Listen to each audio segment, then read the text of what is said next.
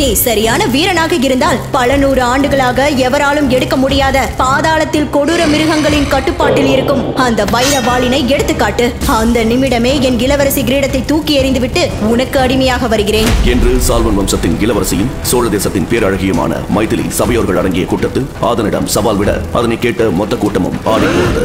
மைதிலி எவராலும் பெற முடியாத பீனிக்ஸ் பறவையின் சக்தியை பெற்றதால் தான் காதலித்த ஆதனை உதறி தள்ளிவிட்டு பக்கத்து நாட்டு அரசர் அட்டோரியனை மணக்க முடிவு செய்தாள். ஆதன் ஒரு அனாதை என்பதாலும் எந்த சக்திகளும் இல்லாத கோழை என்பதாலும் அவனுடன் நிச்சயித்த திருமணத்தை முடித்துக் கொள்வதாக எல்லோர் முன்னிலையிலும் பகிரங்கமாக அறிவித்தாள் மைதிலி.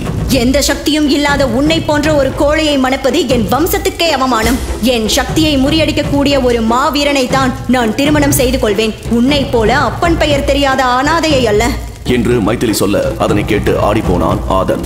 நீதான் என் வருங்கால மனைவி என்று இந்த தேசம் முழுக்க அறிவித்தாயிற்று. நீ இல்லாத வாழ்வு எனக்கு நரகத்தை போன்றது. புரிந்து கொள் மைதிலி. அதற்காக எந்த தகுதியும் இல்லாத உன்னை நான் திருமணம் செய்து கொண்டு காலத்திற்கும் கோழையின் மனைவியாக அவமானத்தோடு வாழ முடியாது என்று சொல்லி ஆதனை அவமானப்படுத்த அனைவரின் முன்னிலையிலும் கூனி குறுக்கி நின்றான் ஆதன். தான் அனாதையாக பிறந்ததால் தான் இப்படி எல்லோர் முன்னிலையிலும் அவமானப்படுகிறோம் என்று எண்ணி மிகவும் வருந்தினான். எந்த சபையில் என்னை கோழை என்று கூறி என்னுடன் நிச்சயித்த திருமணத்தை முடித்துக் கொள்வதாக அறிவித்தாயோ அதே சபையில் உன்னை தோற்கடித்து நான் கோழை அல்ல மாவீரன் என்று நிரூபிப்பேன். என்ன நீ என்னை தோற்கடிக்க போகிறாயா? அது நீ எத்தனை ஜென்மம் எடுத்தாலும் நடக்காது. அடிமை ஒருபோதும் அரசனாக முடியாது. அப்படி ஒரு வேளை நான் வீரன் என நிரூபித்து விட்டால் உன் இளவரசி பட்டத்தை துறந்து வாழ்நாள் முழுக்க என் அடிமையாக இருக்க தயாரா? என்னிடமே சவாலா? ஒருவேளை நீ வீரன் என்று நிரூபித்து விட்டால் அதே மைதானத்தில் என் கிரீடத்தை வீசி எறிந்துவிட்டு உன் அடிமையாக சேவை செய்ய தயார் என்று இளவரசி மைதிலி சொல்ல அதனை கேட்டு அந்த சபையை நடுநடுங்கியது. மாபெரும் சக்திகளை பெற்ற வீராங்கனையான மைதிலி எந்த சக்திகளையும் பெறாத சாதாரண அடிமையின் சவாலுக்கு ஒப்புக்கொண்டது மக்களிடையே சலசலப்பை ஏற்படுத்தியது. ஆதனின் வீரத்தை மைதிலி எந்த போட்டியின் மூலம் பரிசோதிக்கப் போகிறாள் என்ற கேள்வி அனைவரின் மனத்திலும் ஓங்கியிருந்தது. ஆதன் சவாலை விட்டுவிட்டு அங்கிருந்து கிளம்ப, கொஞ்சம் பொறு கோழையே, உன் வீரத்தை இன்றே இக்கணமே எல்லார் முன்னிலையிலும் நிரூபித்து காட்டிவிட்டு போ என்று ஆணவமாக சொல்ல அதனை கேட்ட ஆதன் ஒன்றும் புரியாமல் நிற்க, இப்போதே எப்படி இளவரசியாரே, போட்டிக்கென்று ஒரு முறை இருக்குதல்லவா? அதனை நினைத்த கணம் செயல்படுத்த முடியாது. செயல்படுத்தியாக வேண்டும். சோழ தேசத்தின் இளவரசியை எந்த தகுதியும் இல்லாத ஒரு அனாதனாய் சவால் விட்டு செல்வான். அவனை அப்படியே போகட்டும் என விட சொல்கிறீர்களா? இவனின் முடிவு இப்போதே இங்கேயே தெரிந்தாக வேண்டும். இவனுக்கு கொடுக்கும் தண்டனையை பார்த்து இனி எவருக்கும் என்னை எதிர்த்து பேசும் எண்ணமே வரக்கூடாது. அதற்காக இவனுடன் சரிசமமாக இளவரசி நீங்கள் சண்டை செய்வதா? அது உங்கள் வம்சத்திற்கே இழுக்கு என்று மந்திரியார் சொல்ல அதனை கேட்டு ஆணவமாக பார்த்தவள் ஆதனை நோக்கி கம்பீரமாக, நீ சரியான வீரனாக இருந்தால் பல நூறு ஆண்டுகளாக எவராலும் எடுக்க முடியாத பாதாளத்தில் கொடூர மிருகங்களின் கட்டுப்பாட்டில் இருக்கும் அந்த வைரவாளினை எடுத்துக்காட்டு. அந்த நிமிடமே என் இளவரசி கிரீடத்தை தூக்கி எறிந்துவிட்டு உனக்கு அடிமையாக வருகிறேன் என்று மைதிலி சொல்ல அதனை கேட்டு ஆதனும் நாட்டு மக்களும் ஆடி போயினர். அந்த பாதாள சிறையில் இருக்கும் வைரவாளினை எடுக்க சென்ற அதீத சக்தி பொருந்திய மாவீரர்களே உயிருடன் திரும்பி வந்ததில்லை. அப்படி இருக்க எந்த சக்தியும் தற்காப்பு கலைகளும் தெரியாத கோழை ஆதன் எப்படி அந்த வாளினை எடுத்து வருவான் என்ற கேள்வி அனைவர் மனத்திலும் தோன்றியது. அதனை கேட்ட ஆதனின் உயிர் நண்பன், நீங்கள் கூறுவது மிகவும் நியாயமற்றது. எந்த பயிற்சியும் சக்தியும் இல்லாத ஆதன் எப்படி அந்த பாதாள சிறைக்குள் சென்று கொடூர மிருகங்களை வீழ்த்தி வாளினை எடுத்து வர முடியும்? உயிரை பணயம் வைக்கும் போட்டியின் மூலம்தான் வீரத்தை நிரூபிக்க முடியும். உயிருக்கு பயப்படுபவன் எப்போதும் வீரனாக முடியாது. ஒருவேளை உன் நண்பன் இறந்து விடுவான் என நினைத்தால் இப்போதே தான் ஒரு கோழை என்று ஒப்புக்கொண்டு என் காலில் விழுந்து மன்னிப்பு கேட்க சொல். நான் இப்போதே இந்த போட்டியை நிறுத்துகிறேன் என்று மைதிலி ஆணவமாக சொல்ல அதனை கேட்ட மக்கள் அனைவரும் ஆதனை கண்டு ஏளனமாக சிரித்தனர். அவர்களின் ஏளன சிரிப்பு ஆதனுக்கு கோபத்தை உண்டு பண்ணியது. நன்றாக ஞாபகம் வைத்துக் கொள் மைதிலி. பாதாள சிறையில் எவராலும் எடுக்க முடியாத அந்த வைரவாளினை எடுத்து உன் ஆணவத்தை அடக்கி காட்டுகிறேன். இது என் தந்தையின் மேல் ஆணை என்று சவால் விட்டான் ஆதன். பல ஆண்டுகளாக பாதாளத்தில் இருக்கும் வாள் ஒரு மாவீரனுடையது. 8 திக்கும் இருக்கும் எல்லா நாட்டு அரசர்களையும் கதிகலங்க விட்ட ஒருவனின் வாள் அது. அந்த மாவீரன் எப்படி இறந்தான் என்பது இதுவரை மர்மமாகவே இருக்கிறது. அந்த பாதாள சிறையில் நம் கனவிலும் நினைத்து பார்க்காத கொடூர மிருகங்கள் இருக்கின்றன. அந்த வாளினை எடுக்கச் சென்று மாண்டவர்கள் பல பேர். இதுவரை ஒருவர் கூட உயிருடன் திரும்ப வந்ததில்லை. மைதானத்திற்கு மையத்தில் இருந்த பாதாள சிறையின் நுழைவு வாயிலுக்கு அழைத்து வரப்பட்டான் ஆதன். ஆதனின் கதை இன்றோடு முடிய போகிறது என்று அனைவரும் தங்களுக்குள் கிசுகிசுத்தனர். நன்றாக சிந்தித்து செயல்படு ஆதா. நிச்சயம் இதில் நீ இறங்க வேண்டுமா? எனக்கு இது சரியாக படவில்லை. இளவரசியிடம் மன்னிப்பு கேட்டுவிட்டு உயிரை காப்பாற்றிக் கொள்வதுதான் சரியெனப்படுகிறது. இந்த போட்டியில் இருந்து பின்வாங்க போவதில்லை என்று ஆக்ரோஷமாக சொல்ல சில மந்திர தகடுகளால் கயிற்றாலும் கட்டப்பட்டிருந்த பாதாள சிறை கதவு காவலாளிகள் திறக்க அரியணையில் அமர்ந்திருந்த மைதிலி திமிரோடு ஆதனை உள்ளே அனுப்ப உத்தரவிட்டாள். பாதாள சிறையிலிருந்து பயங்கரமான நெஞ்சை உழுக்கும் சத்தங்கள் வர அதனை கேட்ட மக்கள் பயத்தில் நடுங்கினர். மைதிலியின் முகத்தை பார்த்து முறைத்தபடி பாதாள சிறையின் உள்ளே காலடி எடுத்து வைத்தான் ஆதன். ஆதன் உள்ளே செல்ல செல்ல இருளில் அவனது உருவம் கொஞ்சம் கொஞ்சமாக மறைந்து கொண்டிருந்தது. மறுபக்கம் கொடூர சத்தங்கள் அதிகரித்து காவலாளிகள் நுழைவு வாயிலை மூடினர். கொடூர மிருகங்களின் ஆக்ரோஷமான சத்தங்கள் அதிகரித்து அந்த சிறையை அதிரும் அளவிற்கு இருந்தது. இன்னும் என்ன வேடிக்கை! அந்த கொடூர மிருகங்கள் இந்நேரம் ஆதனின் உடலை சின்னா பின்னமாக சிதைத்து அவன் ரத்தத்தை குடித்துக் கொண்டிருக்கும். கிளம்புங்கள். பாதாள சிறையிலிருந்து ஒரு விசித்திரமான கர்ஜனை சத்தம் வர அனைவரும் பயம் கலந்த ஆச்சரியத்துடன் சிறையையே உற்று பார்த்தனர். இதுவரை இப்படி ஒரு சத்தத்தை அவர்கள் கேட்டதில்லை. பாதாள சிறையிலிருந்து ஆதன் கொஞ்சம் கொஞ்சமாக நுழைவு வாயிலை நோக்கி வரும் காலடியின் அதிர்வு எல்லோருக்கும் பயத்தை ஏற்படுத்தியது. காவலாளிகள் நுழைவு வாயிலை கனமான பொருட்களால் மேலும் அடைக்க நுழைவு வாயில் சுக்குநூறாக உடைந்து எல்லா பக்கமும் சிதற பாதாளத்திலிருந்து வெளியே வந்த அந்த உருவத்தை கண்டு மைத்திலி மற்றும் மக்கள் அனைவரும் அதிர்ச்சியில் ஆடி போயினர். மக்கள் அனைவரும் ஆடி போக என்ன காரணம்? பாதாள சிறைக்கு சென்ற ஆதன் உயிர் பிழைப்பானா? மைத்திலியுடன் போட்ட சவாலில் வெல்வானா ஆதன்? எவராலும் எடுக்க முடியாத அந்த வைரவாளினை எப்படி ஆதன் எடுப்பான்? அந்த மாவீரனின் இறப்பில் இருக்கும் மர்மம் என்ன?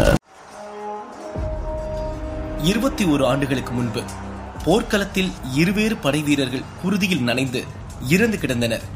இறந்து கிடக்கும் அந்த போர் வீரர்களின் உடல்களுக்கு இடையே ஒரு சின்னஞ்சிறு குழந்தையை கையில் சுமந்தவாறு ஒரு வீரர் போர்க்களம் விட்டு வெளியேறி கொண்டிருந்தார். அழாதடா, ஒன்னும் இல்ல, பயப்படாத, நான் இருக்கேன் உனக்கு என்று கூறி முன்னேறி கொண்டிருந்தார். டே குட்டி, நீ ஒரு டிராகன் வாரியர் ஆகணும்டா. நீதான் இந்த உலகத்தையே ஆள போற. உனக்கு பல கடமைகள் இருக்குடா தங்கம் என்று கூற அவர் முகத்தை பார்த்து சிரித்தான் நம் கதையின் நாயகன் ஆதன். அந்த மழலையின் சிரிப்பு போர்க்களத்தில் எதிரொலித்தது. நாம் வாழ்ந்து கொண்டிருக்கும் இந்த பிரபஞ்சம் மிகவும் அசாத்தியமானது. கோடிக்கணக்கான ஆண்டுகளை கடந்து பல கிரகங்கள், பால்வழி அண்டங்கள், காஸ்மிக் எனர்ஜி என இன்னும் பல அளவற்ற ஆற்றலை கொண்டிருக்கிறது. நீங்கள் எப்போதாவது யோசித்ததுண்டா, நம்மை போலவும் நம் பூமியைப் போலவும் இந்த பிரபஞ்சத்தில் இன்னொரு கிரகம் இருக்குமா என்று? ஆம், இருக்கிறது. கெப்லர் என்னும் கிரகம். கெப்லர் கிரகமும் அச்சு அசல் அப்படியே நம் பூமியைப் போலதான். ஆனால் நம் பூமியை விட 3 மடங்கு பெரியதாக இருக்கும். பூமி எவ்வாறு பரிணாம வளர்ச்சியில் மனிதர்கள் வாழ தகுதியுடையதாக மாறியதோ அதே நிகழ்வின் மூலம் உருவானதுதான் கெப்லர் கிரகமும். கெப்லர் கிரகமும் பூமியைப் போலவே அதன் சூரியனை சுற்றி வருகிறது. இங்கு மனிதர்கள் மட்டுமின்றி பல மிருகங்களும் மாய உயிரினங்களும் இருக்கிறது. முக்கிய குறிப்பாக கெப்லர் கிரகத்தில் வாழ்பவர்கள் இழ்மித்தனும் பாசையில்தான் பேசிக் கொள்வார்கள். அதனால் நம் புரிதலுக்காகவே இந்த கதையை எளிமையாக்க நமக்கு புரியும்படி நாம் அறிந்த மொழிகளில் சொல்லப்படுகிறது. கெப்லர் கிரகத்தில் பல நாடுகளும் பல நகரங்களும் பறந்து விரிந்திருந்த காடுகளும் மலைகளும் கண்களை ஆர்ப்பரிக்கும். பூத்து குலுங்கும் மலர்களை தனதாக்கிய குளிர்ச்சியான தேசம் அது. கெப்லர் மக்கள் நம்மை போல விஞ்ஞானத்தை வளர்க்கவில்லை. அதற்கு பதிலாக மார்ஷியல் ஆர்ட்ஸ் கலையில் வல்லவர்களாக இருந்தார்கள். அது மட்டுமின்றி அந்த கலையையே அவர்கள் கடவுளாகவும் கருதுகின்றனர். இங்கு வாழும் மக்கள் அனைவரும் மார்ஷியல் ஆர்ட்ஸ் கலையை சிறு வயதிலிருந்தே கற்றுக்கொண்டு தங்களுக்கான சரியான தருணம் வரும் வரை காத்திருப்பார்கள். சிலர் மட்டுமே மார்ஷியல் ஆர்ட்ஸின் முக்கிய வழிமுறையான ஸ்பிரிட்ஸ் அவேக்கிங் செய்வார்கள். Lion spirit, tiger spirit, bull spirit, rock, dragon spirit, sword spears என பலவித சக்திகள் இருக்கின்றது. அந்த சக்திகள் அனைத்தும் 11 விதமாக தரம் பிரிக்கப்பட்டிருக்கிறது. அதை எல்லாரோடும் செய்திட முடியாது. அதனாலேயே ஸ்பிரிட்ஸ் அவேக்கிங் செய்பவர்களை மதிப்பு மிக்கவர்களாக பார்க்கப்படுகிறார்கள். இங்கு வாழும் மக்கள் அனைவரும் கூட்டம் கூட்டமாக குடிகளாக வாழ்ந்து வந்தனர். பரம்பரை மற்றும் குடும்பங்களின் பெயர்களில் அவர்கள் தங்களுடைய குடிகளை போற்றிக் கொண்டனர். எந்த குடி சிறந்தது என்று போட்டிகள் வைத்து தங்களை நிரூபித்துக் கொள்வார்கள். குடிகளுக்கு இடையே இருந்த சிறு சிறு பிரச்சனைகள் வளர்ந்து பெரும் சண்டையாக மாறியது.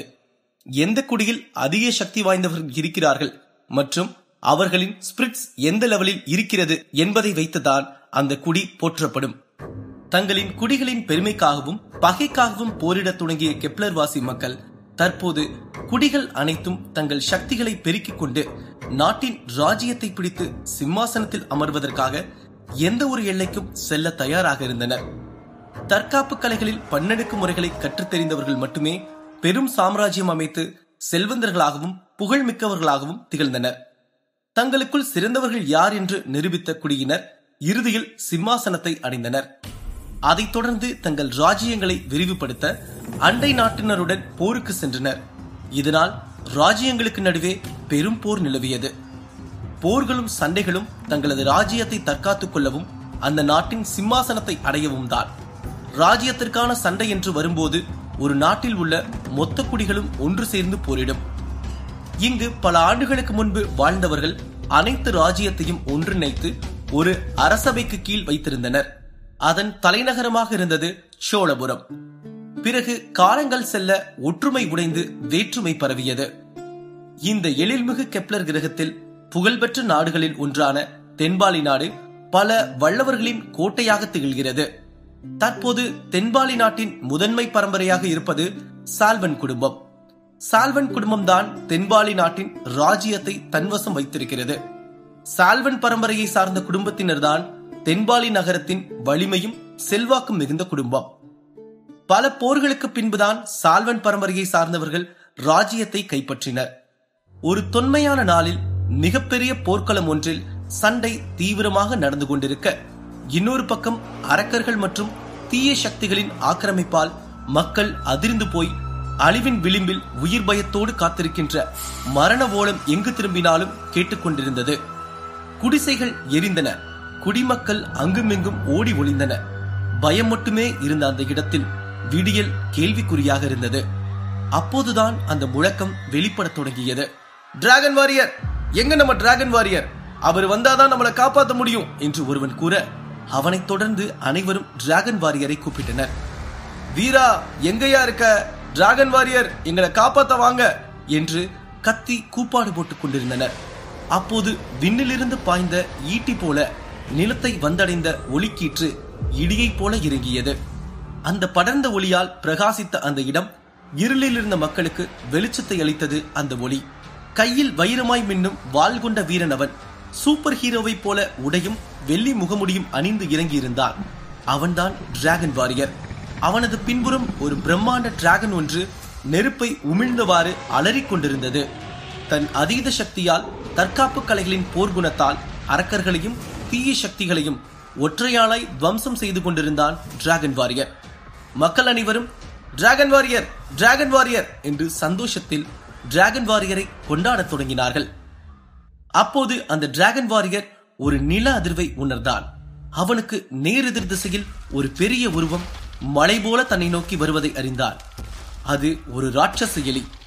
மக்களையும் வீரர்களையும் இடித்து தூக்கி வீசிக்கொண்டு கூட்டத்தை பிளந்து கொண்டு டிராகன் வாரியரை விழுங்க நெருங்கிக் கொண்டிருந்தது.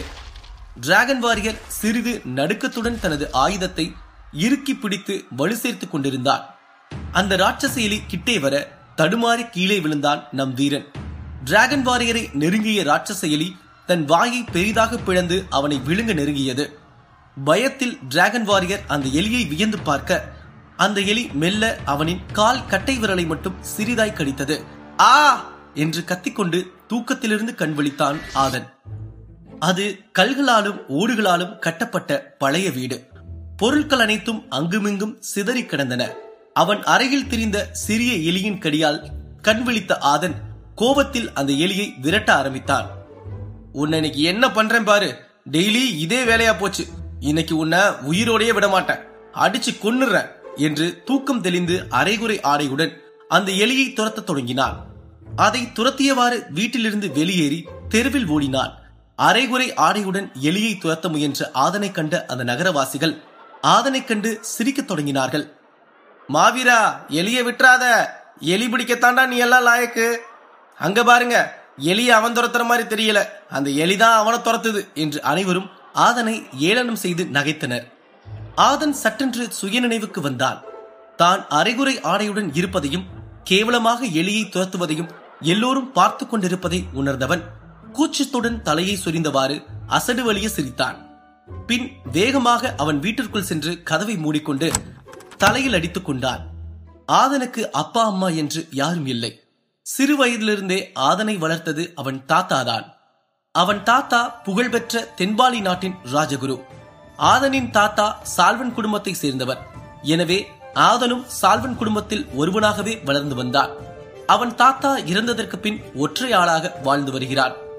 ஆதன் சால்வன் குடும்பத்தின் கோட்டைக்குள் சாதாரணமாக போய் வர முடியும். காரணம் அவன் தாத்தாவின் செல்வாக்குதான். ஆனால் அந்த நகரவாசிகளை பொறுத்தவரை தற்காப்பு கலைகள் எதையும் சரிவர கற்றுத் தேராத வெற்று காகிதமாகவே தோன்றினான் ஆதன். நகரத்தை சேர்ந்த வழிபோக்கன் ஒருவன், பலிபீடத்துக்கு நேரமாச்சு, வரலையா நீ என்று கேட்க, நீங்க முன்னாடி போங்க, இதோ பின்னாடியே வந்துட்டு இருக்க என்று பதிலளித்து அவசரமாக ஆயத்தமானான் ஆதன். தென்பாலி நாட்டின் பேரரசனான சால்வன் குடும்பத்தின் வம்சாவளிகளில் ஒரு முக்கியமான நிகழ்வு அன்று நடக்கவிருக்கிறது. சால்வன் குடும்பத்தின் தலைவரான சத்ரபதி சால்வன் தென்பாலி நகரத்தை ஆண்டு வந்தார். சத்ரபதியின் முதலாம் மகள் மைதிலி சால்வன் மற்றும் தென்பாலி நாட்டு மக்களின் நம்பிக்கை நட்சத்திரம். தற்காப்பு கலைகளில் பல வித்தைகளை கற்ற மைதிலி இன்று மார்ஷியல் ஆர்ட்ஸின் முக்கிய வழிமுறையான ஸ்பிரிட்ஸ் அவேக்கிங் செய்ய போகிறாள். ஸ்பிரிட்ஸ் அவேக்கிங் செய்யும் நிகழ்வுக்கான வேலைப்பாடுகளை அரங்கேற்றிக் கொண்டிருந்தனர் தென்பாலி நாட்டின் ராஜசபையினர். மைதிலி ஸ்பிரிட்ஸ் அவேக்கிங் செய்வதை பார்ப்பதற்காக தென்பாலி நாட்டின் கோட்டையை மக்கள் வெள்ளம் சூழ்ந்திருந்தது. அங்கு வந்த மக்கள் சிலர் மைதிலியின் பெருமையை பற்றி பெரிதும் போற்றி பேசிக் கொண்டிருந்தனர். அப்போது கூட்டத்திற்கு மத்தியில் ஒரு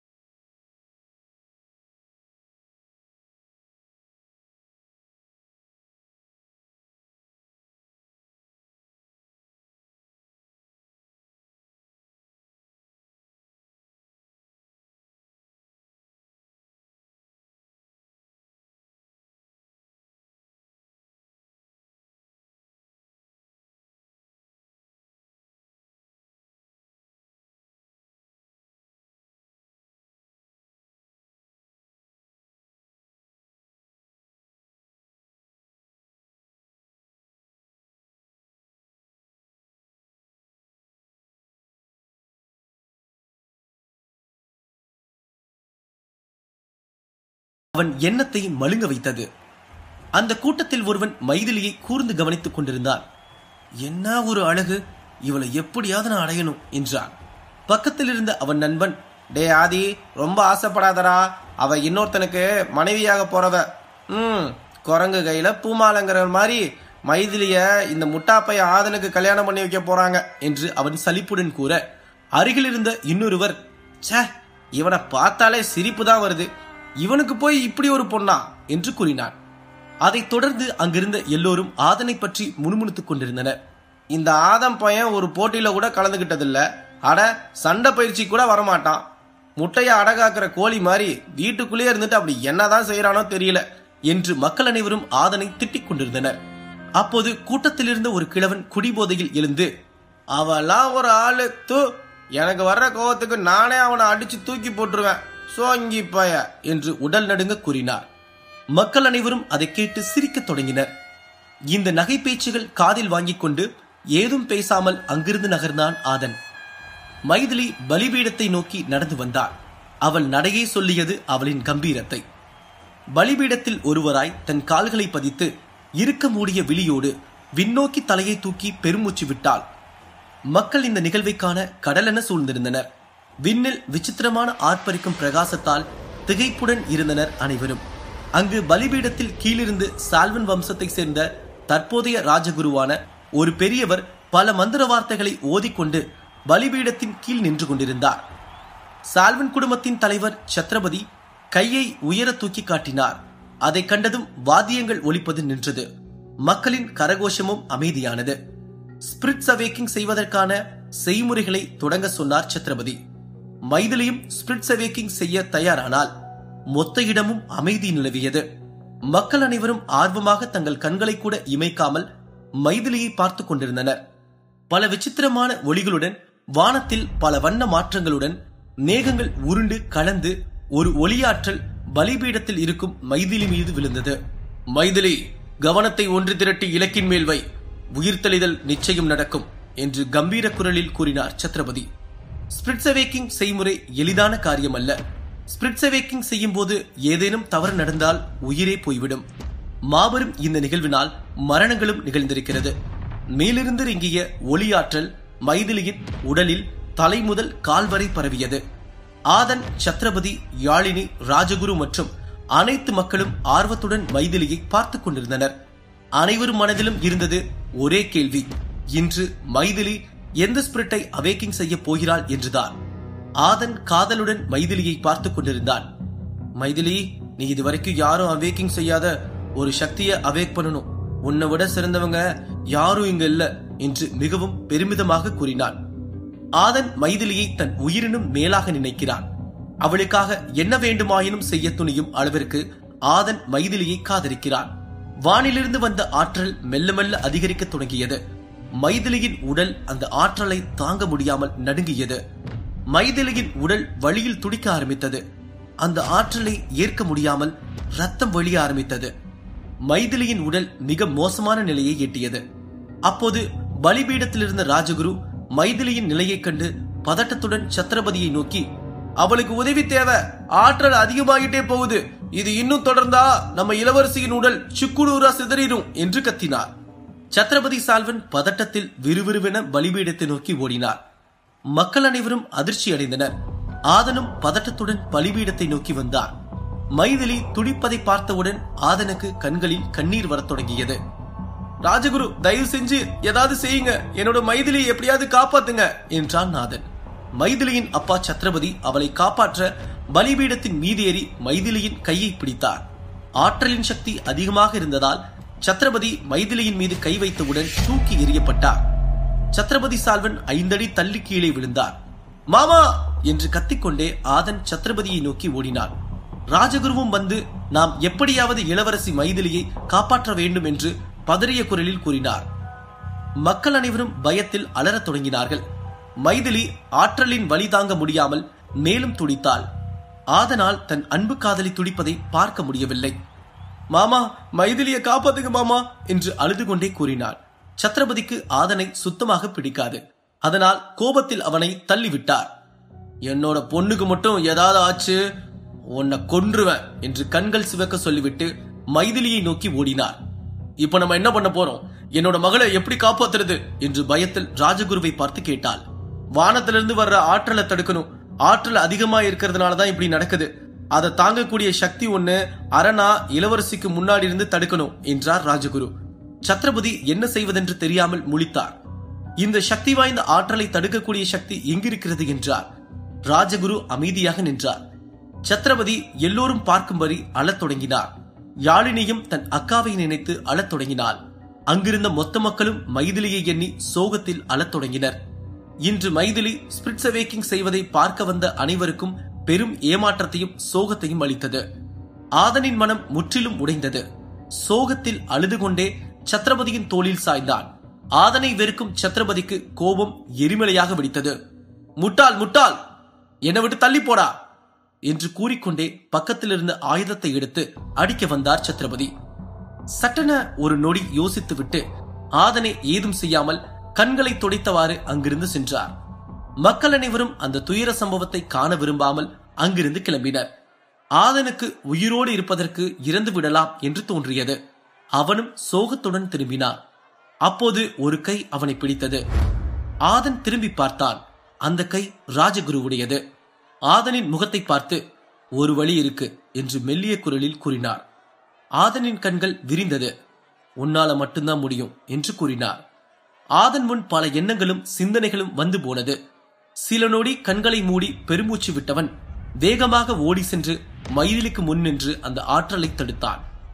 சோகத்தில் சென்று கொண்டிருந்த மக்களுக்கு நடுவே ஒரு சிறுவன், எல்லோரும் அங்க பாருங்க என்று கத்தினான்.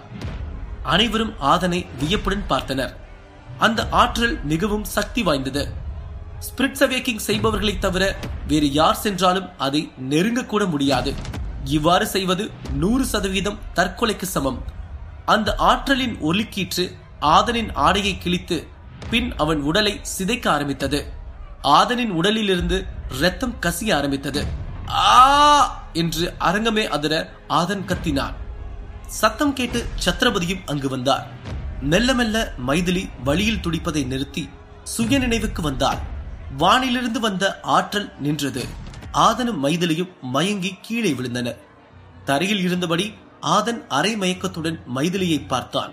பக்கத்தில் விழுந்து கிடந்த தன் காதலியின் கையை தொடவரும் போது சத்ரபதியும் மற்றவர்களும் வந்து மைதிலியை தூக்கினர். ஆதன் அப்படியே அங்கேயே கண்களை மூடி விழுந்தான். நம் கதையின் நாயகன் ஆதன் அவன் காதலியை கரம் பிடிக்க திரும்ப எழுவானா? அன்பு காதலிக்காக தன் உயிரை துச்சம் என்று நினைத்து விண்ணிலிருந்து வந்த சக்தி வாய்ந்த ஆற்றலை தடுத்தான் ஆதன். அந்த ஆற்றலின் சக்தி அதிகமாக இருந்ததால் ஆதனின் உடல் தசைகள் கிழிந்து காயமானது. அவன் காதலியை பார்த்தபடியே மண்ணில் விழுந்தான் ஆதன். மக்கள் ஆதனின் செயலை பார்த்து வியப்படைந்தனர்.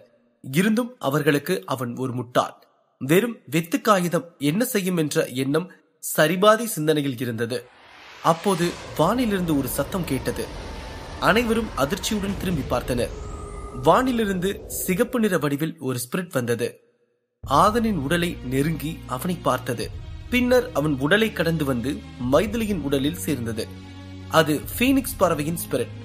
மைதிலியின் உடல் 2 அடிக்கு பறந்தது. அவளின் உடல் வலுப்பெற்றது. காயங்கள் குணமாகி மிருதுவான தேகம் வலுவடைந்தது. மைதிலி பீனிக்ஸ் பறவையின் ஸ்பிரிட்டை அடைந்தது மட்டுமல்லாமல் அதன் சக்தியால் அவளின் உடல் 5 லெவலுக்கும் உருமாறியது. பீனிக்ஸ் பறவையின் ஸ்பிரிட் மிகவும் அசாத்தியமானது. அது மட்டுமின்றி மிக அரிய வகையான ஒன்று. மைதிலி இந்த சக்தியை அடைந்ததால் சால்வன் குடும்பமும் தென்பாலி நாடும் பெருமை கொண்டது. இவளால் அவர்களின் சக்தி கூடும் எனவும் தென்பாலி சாம்ராஜ்யம் சோழபுரத்தில் இருக்கும் அரியணையை கவர முடியும் என்றும் எண்ணினார்கள். சோகத்திலிருந்த மொத்த கூட்டமும் மைதிலி பீனிக்ஸ் பறவையின் ஸ்பிரிட்டை அவேக்கிங் செய்ததை நினைத்து சந்தோஷத்தில் கொண்டாடத் தொடங்கினர். சத்ரபதி தனது மகளை மகிழ்ச்சியில் கட்டியணைத்தார். பின்பு மைதிலியை ராஜ மரியாதையுடன் அங்கிருந்து அழைத்து சென்றனர். அவர்களைத் தொடர்ந்து மக்களும் கலைந்து சென்றனர். மொத்த அரங்கமும் வெற்றிடமாக காட்சியளித்தது. பலிபீடத்திற்கு நடுவில் ஆதனின் உடல் மட்டும் இருந்தது. ஆதனின் உடலை மெல்ல திரும்பி பார்த்துவிட்டு சென்றார் ராஜகுரு சித்தன். பொழுது சாய்ந்தது. பலிபீடத்தில் இருந்த ஆதனின் உடல் மெல்ல அசைந்தது. ஆம், ஆதன் உயிரோடுதான் இருக்கிறான். கிழிந்த உடையுடனும் இரத்த காயங்களுடனும் தட்டுத்தடுமாறி எழுந்தான் ஆதன். சுற்றி பார்த்து பேரதிர்ச்சி அடைந்தான். இத்தனை பெரிய செயலை செய்த பின்னரும் தன்னை யாரும் ஒரு பொருட்டாக கூட மதிக்கவில்லை என்பது ஆதனுக்கு ஏற்பட்ட காயங்களை விட அதிகமாக வலித்தது. மெல்ல கோட்டையை நோக்கி நடக்க ஆரம்பித்தான். வழியில் வந்த அவனின் நண்பன் ஆதனை பார்த்து வியப்புடன் ஓடி வந்து அவனை தாங்கி பிடித்தான். டே ஆதன், உன்னை இப்படி பார்க்கவே பாவமா இருக்குடா. எதுக்குடா இப்படி பண்ண? பாரு, யாராவது ஒருத்தவங்க உன்னை மதிச்சாங்களா என்று பாலன் கூற, மைதிலிக்கு என்னாச்சு என்று வாயில் ரத்தம் வெளியே கேட்டான். பாலன் சலிப்புடன், மைதிலி நல்லாதான் இருக்கா, அவளுக்கு பீனிக்ஸ் பறவையின் ஸ்பிரிட் கிடைச்சிருக்கு. அது மட்டும் இல்ல, அவ இப்போ 5th லெவல் வாரியர் ஆயிட்டான்னு ஊர்ல எல்லாரும் பேசிட்டு இருக்காங்கடா என்று பாலன் கூறியதை கேட்டு ஆதனின் முகம் பிரகாசமாக மாறியது. கடுப்பான பாலன், நீதான் அவங்கள உன்னோட சொந்தம்னு நினைச்சுக்கிட்டு இருக்க, அவங்க உன்னை ஒரு ஆளா கூட மதிக்க மாட்டாங்கடா என்று ஆதனின் நண்பன் பாலன் கூற, அவன் முகத்தை நிமிர்ந்து பார்த்து மெல்ல ஒரு புன்முறுவல் செய்துவிட்டு அவனை விட்டு விலகி சென்று மெல்ல தன் கால்களை நொண்டியபடியே சிறிது நடுக்கத்தோடு அவன் வீட்டை நோக்கி பயணிக்க ஆரம்பித்தான். ஆதனால் தனது காதலியின் உணர்வுகளை புரிந்து கொள்ள முடியவில்லை. அவள் உயிர் தப்பிக்க தன் உயிரையே துச்சமாக நினைத்து காப்பாற்றியவனை கடந்து பலிபீடத்திலிருந்து இறங்கி செல்ல எப்படி அவளுக்கு மனம் வந்தது என்று நினைத்து வருந்தினான். காயங்களுடன் தெருவில் நடந்து வர மக்கள் அனைவரும் ஆதனை வினோதமாக பார்த்தனர். இவன் இன்னும் உயிரோட தான் இருக்கானா? எப்படி அந்த சக்தியை இவனால தாங்க முடிஞ்சு?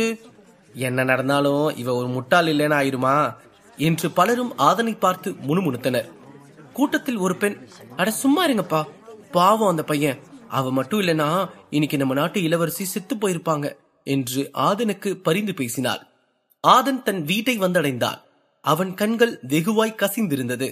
தன்னை வளர்த்த தாத்தாவின் மறைவுக்கு பிறகு ஆதன் இன்று வரை தனிமையில் தத்தளிக்கிறான். வெறுமை அவனை சூழ்ந்திருந்தது. குளித்துவிட்டு வந்து வேறு ஆடை ஒன்றை மாற்றினான். பிறகு தன் அறைக்குள் வந்தான். அங்கு ஒரு மாவீரரின் படம் இருந்தது. அதை பார்த்து பெருமிதம் கொண்டான் ஆதன். மிகப்பெரிய போராளியின் படம் அது. எவ்வளவு பெரிய போராக இருந்தாலும் அவர் கலந்து கொண்டால் நிச்சயம் வெற்றி அவருக்குத்தான் என்பது அனைவரும் அறிந்த ஒன்று. சில வருடங்களுக்கு முன்பு உலகம் போற்றும் மாவீரராக இருந்தார். சோழபுரத்தில் இருக்கும் அரியணையில் அமர்ந்து அனைத்து ராஜ்யத்தையும் ஆளும் தகுதி அவருக்கு இருந்தது. உலகம் போற்றும் இந்த மாவீரன் மர்மமான முறையில் மரணத்தை அடைந்தான். அவரின் இறப்பில் உள்ள மர்மம் இன்று வரை அவிழ்க்கப்படவில்லை. ஆதனுக்கு அவரை போல் மிகப்பெரிய வீரராக வேண்டும் என்ற ஆசைதான். அவர்தான் ஆதனின் இன்ஸ்பிரேஷனல் ஹீரோ. அந்த வீரனின் பெயர் கரிகாலன். பிறகு ஆதன் புத்தகங்களை மையம் கொண்டு அமர்ந்தார். அவனை சுற்றி அவன் தாத்தா வைத்துவிட்டு போன தற்காப்பு கலையின் முக்கிய குறிப்புகள் சுமந்த புத்தகங்கள் மட்டுமே இருந்தன. அந்த புத்தகங்கள் தான் ஆதனை சிறந்த வீரனாக உருவாக்கும் என்ற நம்பிக்கை கொண்டிருந்தார் ஆதனின் தாத்தா. அந்த புத்தகங்களில் ஒன்றை எடுத்துக்கொண்டு வீட்டின் பின் திசைக்கு சென்று பயிற்சி செய்ய ஆரம்பித்தான். உடம்பில் இருக்கும் காயங்களின் வலி ஆதனை வாட்டியது. இருந்தும் ஆதன் அதை பொருட்படுத்தாமல் மனதை ஒருநிலைப்படுத்தி நிலவின் வெளிச்சத்தில் தன் பயிற்சியை தொடங்கினான். ஆதன் அவன் தாத்தாவின் சொல்லுக்கேற்ப இத்தனை நாட்கள் அவர் கொடுத்துவிட்டு சென்ற குறிப்புகளை படித்து தற்காப்பு கலையை தினமும் யாருக்கும் தெரியாமல் தன் வீட்டின் பின்னால் இருக்கும் வெற்றிடத்தில் பயிற்சி செய்து வந்தான். குறிப்பாக அவன் தாத்தா வெளியில் யாரிடமும் தற்காப்பு கலையை கற்கக்கூடாது என்றும் எந்த ஒரு போட்டியிலும் கலந்து கொள்ளக்கூடாது என்றும் ஆதனிடம் சத்தியம் வாங்கியிருந்தார். அதனாலேயே அவன் சிறுவயதிலிருந்தே யாரிடமும் தான் கற்றுக்கொள்ளும் தற்காப்பு முறைகளை பற்றி சொல்லவில்லை. உன் திறமைகளை வெளிப்படுத்த சரியான நேரம் வரும், அதுவரையிலும் நீ பொறுமையாக காத்திருக்க வேண்டும் ஆதன். யாரேனும் உன்னை துன்புறுத்தினாலும் ஆவேசப்படுத்தினாலும் அவர்களிடம் நீ தற்காப்பு முறைகளை பயன்படுத்தக்கூடாது என்பது ஆதனின் தாத்தா சொல்லிவிட்டு சென்றது. இவையாவும் அறியாததால் தான் மக்கள் அனைவரும் ஆதனை முட்டாள் என்று எண்ணினர். ஆதன் தற்காப்பு கலைகளின் குறிப்புகளை தனிமையில் கற்றுத் தேர்ந்து தனக்குள் ஒரு மாவீரனை ஒழித்துக் கொண்டிருக்கிறான். அந்த குறிப்புகளில் உள்ள முறைகளை படித்து இன்றைய பயிற்சியை சிறப்பாக முடித்துவிட்டு தன் வீட்டினுள் சென்றான். அப்போது ஆதனுக்கு பசி கபகபவென எடுத்தது. ஆனால் சாப்பிட வீட்டில் ஒன்றுமில்லை. பசியுடன் பரிதாபமான நிலையில் தண்ணீரை மட்டும் குடித்துவிட்டு வந்து தன் படுக்கையில் படுத்தான்.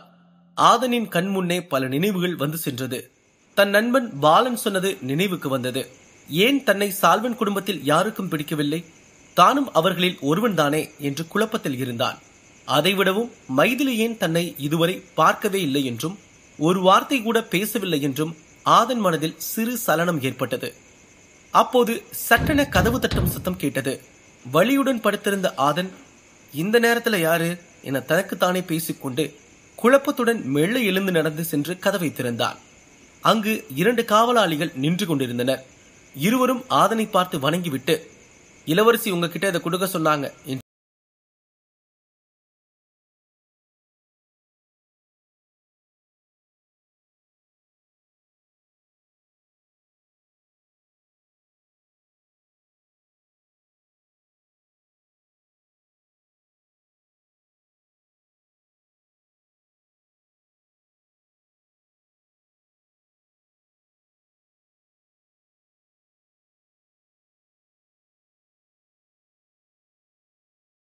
ஆதன் கதவை திறந்தார்.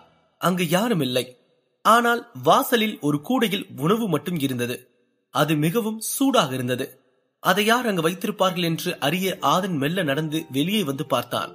அங்கு யாரும் இருப்பது போல் தெரியவில்லை. ஆதனுக்கு அதை சாப்பிடலாமா வேண்டாமா என்ற குழப்பம் இருந்தது. ஆனால் பசி அவனை சாப்பிட தூண்டியது. வாசலில் இருந்த அந்த கூடையை கையில் எடுத்துக்கொண்டு திரும்பி வெற்றிடத்தை பார்த்து ரொம்ப நன்றி என்று கூறிவிட்டு கதவை சாற்றினான். அதில் சூடாக வான்கோழி வறுவலும் ரொட்டியும் இருந்தது. பசிதீர அதை புசித்தான் ஆதன். சாப்பிட்டு முடித்தவுடன் தூக்கம் கண்களை கட்டியது. அப்படியே தன் படுக்கையில் படுத்து உறங்க ஆரம்பித்தான். சில நிமிடங்களில் ஆதனுக்கு கனவில் வினோதமான நிகழ்வு எல்லாம் தோன்றியது. ஏதோ ஒன்று ஆதன் வா வா என்று அழைப்பது போல இருந்தது. அவன் மீது யாரோ உட்கார்ந்து அமுக்குவது போல ஒரு உணர்வு ஆதனை வாட்டியது. தூக்கத்தில் ஆதன் வழி தாங்காமல் கதறினான். உடல் நரம்புகள் புடைத்தது. ஆ ஆ என்று கத்தினான். யாரு யாரு நீ, உனக்கு என்ன வேணும் என்று தூக்கத்தில் உளறினான். என்ன விடு விடு என்று புலம்பியபடியே வழியில் கத்தினான். ஆதன் தூக்கத்தில் கதறிக்கொண்டிருக்க அவன் உடலில் இருந்த காயங்கள் அனைத்தும் மெல்ல குணமாக தொடங்கியது. சிறு சிறு காயங்கள் அனைத்தும் நொடியில் காணாமல் போனது. பெரிய அளவிலான காயங்கள் கூட சில நிமிடங்களில் குணமானது. அவன் கனவில் ஏதோ ஒரு பெரிய உருவம் அவனிடம் நெருங்குவது போல இருந்தது. ஆ ஆ என்று கத்தியவாறே சடாரென கனவிலிருந்து விழித்துக் கொண்டான். அப்போது ஒரு எலி அவன் கால்களை சுற்றியவாறு சில புத்தகங்களை தட்டிவிட்டு சென்றது. அப்போது அவன் வருங்காலத்தில் படிக்கவிருக்கும் புத்தகத்திலிருந்து ஒரு காகித துண்டு கீழே விழுந்தது. அது ஒரு கடிதம். அவன் தாத்தாதான் ஆதனுக்கு விற்று சென்றிருக்கும் கடிதம். அந்த கடிதத்தை ஆர்வத்துடன் கையில் எடுத்து படிக்கத் தொடங்கினான் ஆதன். ஆதன், என் செல்லமே, பாசப்பேரனே, நீ ஒரு சாதாரண சாமானிய மனிதன் அல்ல. நீ ஒரு அற்புத பிறவி. நீ இப்போது படிக்கும் முறைகள் அனைத்தும் தற்காப்பு கலையின் மிக பழமையான குறிப்புகள். உன்னை யாரிடமும் தற்காப்பு கலையை கற்க செல்ல வேண்டாம் என்று சொல்லியதற்கு பல காரணங்கள் உண்டு. இந்த கடிதத்தை நீ படிக்கிறாய் என்றால் நான் சொல்லிய அந்த சரியான தருணம் நீ அடைய விரும்பும் நேரம் வரப்போகிறது என்று அர்த்தம். அதனால் நீ இப்போது சில உண்மைகளை கண்டிப்பாக அறிந்து கொள்ள வேண்டும். ஆதன், நான் உன் சொந்த தாத்தாவும் அல்ல, நீ சால்வன் குடும்பத்தை சார்ந்தவனும் அல்ல. ஒரே இரவில் உனது வம்சம் முற்றிலும் மர்மமான முறையில் தவிடுபொடியாகிவிட்டது. அந்த உண்மையின் சுவடு முற்றிலும் மண்ணாகி போனது. அந்த வம்சத்தில் பிறந்த கடைசி வித்து நீ. நீ உன் ஹீரோவாக நினைக்கும் மாவீரன் கரிகாலன் தான் உன் அப்பா. ஆம், தலை சிறந்த மாபெரும் வீரன் கரிகாலன் மகன்தான் நீ. ஆதனின் கண்கள் ஆச்சரியத்தில் விரிந்தது. கைகள் நடுங்கத் தொடங்கியது. ஆதன், நீ புகழ்பெற்ற பைரவ வம்சத்தை சேர்ந்தவன். ஆதி பைரவன் நீ. உன்னை சால்வன் வம்சத்தில் ஒருவனாய் வளர்த்ததற்கு காரணம் அவர்களால் உனக்கு எந்த ஆபத்தும் ஏற்பட்டுவிடக் கூடாது என்பதற்காகத்தான். அந்த வம்ச குடும்பத்தை சேர்ந்தவர்களை ஒருபோதும் நம்பாதே. அவர்களால் உனக்கு பெரும் ஆபத்து ஏற்படக்கூடும். அவர்களிடமிருந்து விலகியே இரு. உன்னை இந்த கடிதம் வந்தடையும் நேரம்தான் உனக்கான தொடக்கம். உனது வம்சாவளியின் உண்மை சுவடுகள் எங்கோ ஒரு மூலையில் இன்னும் எஞ்சி இருக்கிறது. அவற்றை நீ கண்டுபிடி. அந்த பொறுப்பு உன்னையே சேரும். உன் வம்சத்தில் யாரோ இன்னும் உயிரோடு இருக்கிறார்கள் என்று எனக்கு தெரிய வந்தது. பன்மலை தொடர்ச்சியில் உன் பயணத்தை தொடரு. இனி உனக்கு ஒரு புதிய வாழ்வு உண்டாகும். உன்னை நீ ஆயத்தம் செய்து கொள். திரும்பவும் சொல்கிறேன், அனைவரும் நினைத்துக் கொண்டிருப்பது போல நீ சாமானியன் அல்ல. நீயே டிராகன் வாரியர். நீயே அந்த பெயருக்கு உரியவன். நீ பிறந்த பலனை தெரிந்து கொள். பிற்பால் நீ யார் என்பதை புரிந்து கொள். அகிலம் போற்றும் மாவீரனாக புகழ் பெறுவாய். இந்த தாத்தாவின் ஆசிகள் என்றும் உன்னுடன் இருக்கும் என்று முடிந்தது அந்த கடிதம். ஆதனின் கண்கள் கலங்கியது. இவ்வளவு நாட்களாக தன் கனவு நாயகனாக நினைத்திருந்த மாவீரன் கரிகாலன் தான் தன்னுடைய தந்தை என்பதை நினைத்து பெருமிதம் கொண்டான். ஆதனின் ஒரே நிம்மதி என்னவென்றால், தானும் சால்வன் குடும்பத்தில் ஒருவன் தானே. ஆனால் தன்னை ஏன் சால்வன் குடும்பத்தை சார்ந்தவர்கள் அனைவரும் வெறுக்கிறார்கள்? தான் எவ்வாறு அவர்களிடத்தில் நல்ல பெயரை பெறுவது என்ற கேள்வி பல நாட்களாக ஆதனை வாட்டிக் கொண்டிருந்தது. இன்றுதான் அதற்கான பதில் கிடைத்தது. தான் என்ன செய்தாலும் தன்னை அவர்களுக்கு பிடிக்கப் போவதில்லை. நான் சால்வன் குடும்பத்தை சார்ந்தவன் இல்லை என்பது இன்று ஆதனுக்கு தெளிவாக புரிந்தது. இன்னும் விடை தெரியா பல கேள்விகள் அவனுள் இருக்க மெல்ல கண்களை மூடி தூங்க ஆரம்பித்தான். மறுநாள் காலை கெப்லர் கிரகம் சுற்றி கொண்டிருக்கும் சூரியன் அதன் கதிர்களை கெப்லர் கிரகத்தின் மீது வீசியது.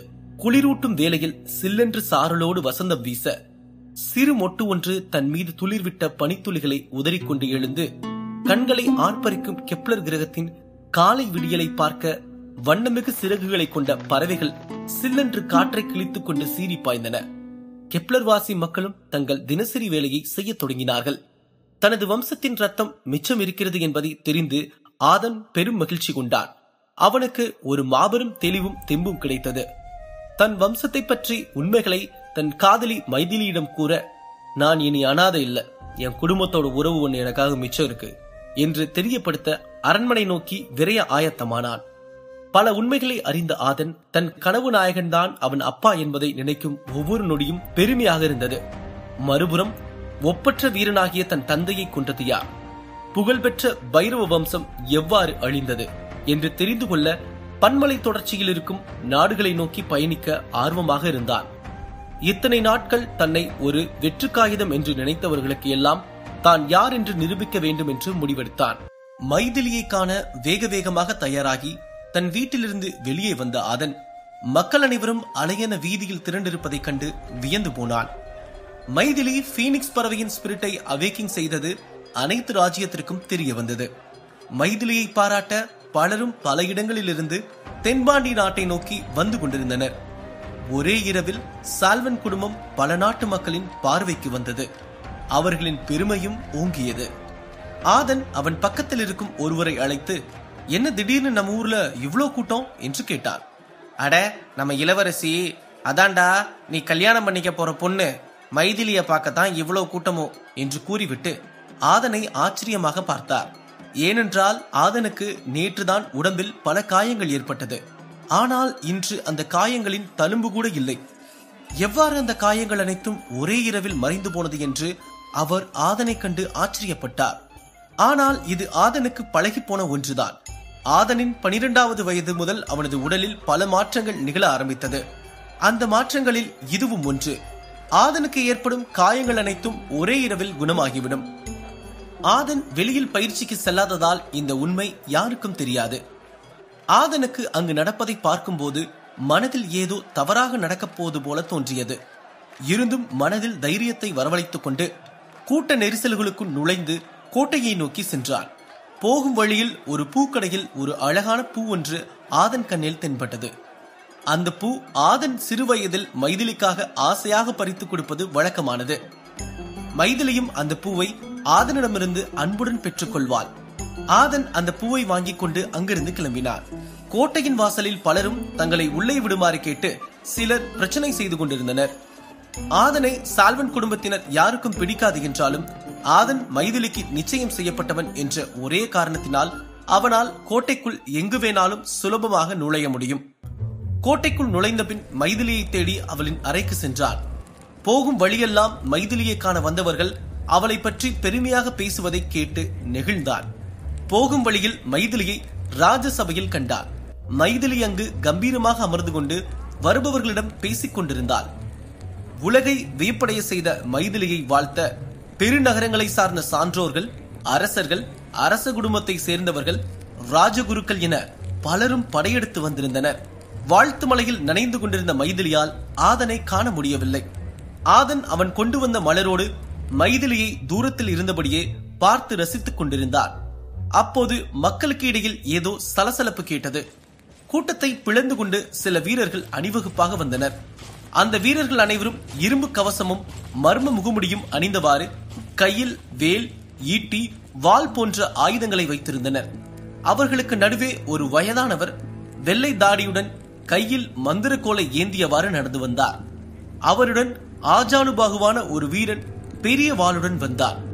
மக்கள் அனைவரும் திகைப்புடன் அவர்களை பார்த்தனர். அப்போது அந்த கூட்டத்தில் இருந்தவர்களில் ஒருவன், பாத்தியா யாரு வந்திருக்கான்னு என்று கேட்க, அண்ணே, அவங்க அந்த சயகன் வம்சம் தானே என்று ஆச்சரியத்துடன் கூறினார். ஆமடா தம்பி, அவங்களேதான்.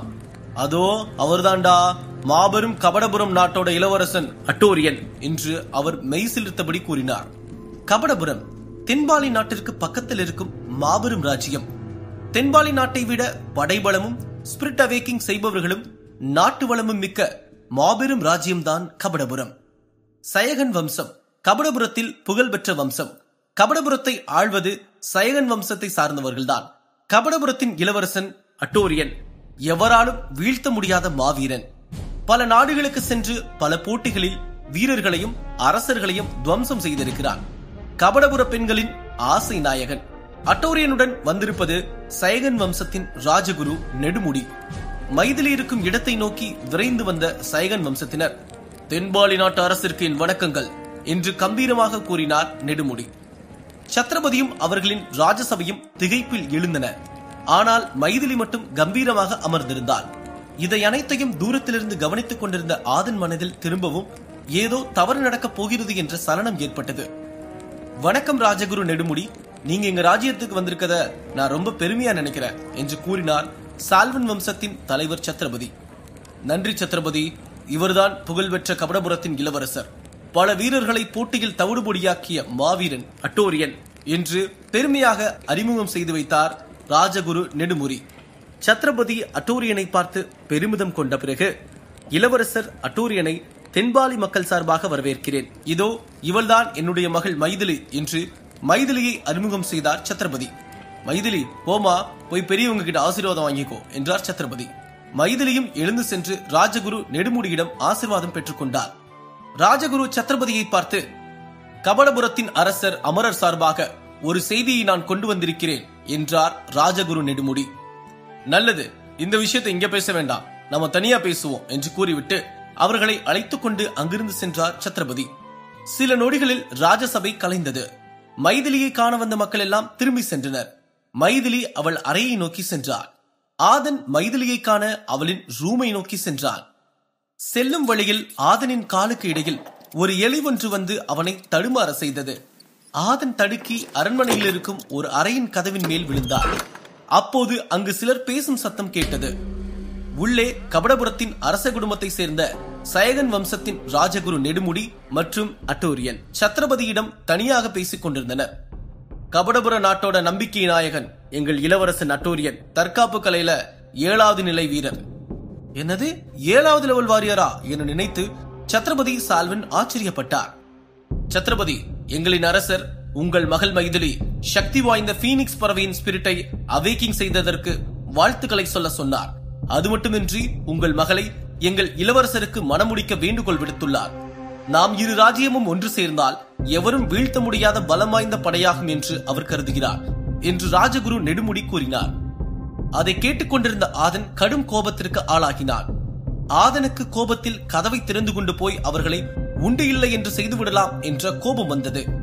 ஆனால் மைதிலியின் அப்பாவும் இவ்வளவு நாட்கள் தன் மாமாவாக நினைத்துக் கொண்டிருந்த சால்வன் குடும்பத்தின் தலைவர் சத்ரபதி இதற்கு கண்டிப்பாக ஒப்புக்கொள்ள மாட்டார் என்று நினைத்து அவர் வார்த்தைகளுக்காக காத்திருந்தான். ஆனால் சத்ரபதி எந்த ஒரு தயக்கமும் இல்லாமல், உண்மைதான், கபடபுரமும் தென்பாலி நாடும் ஒன்னு சேர்ந்தா நம்மளை யாரும் தோற்கடிக்கவே முடியாது.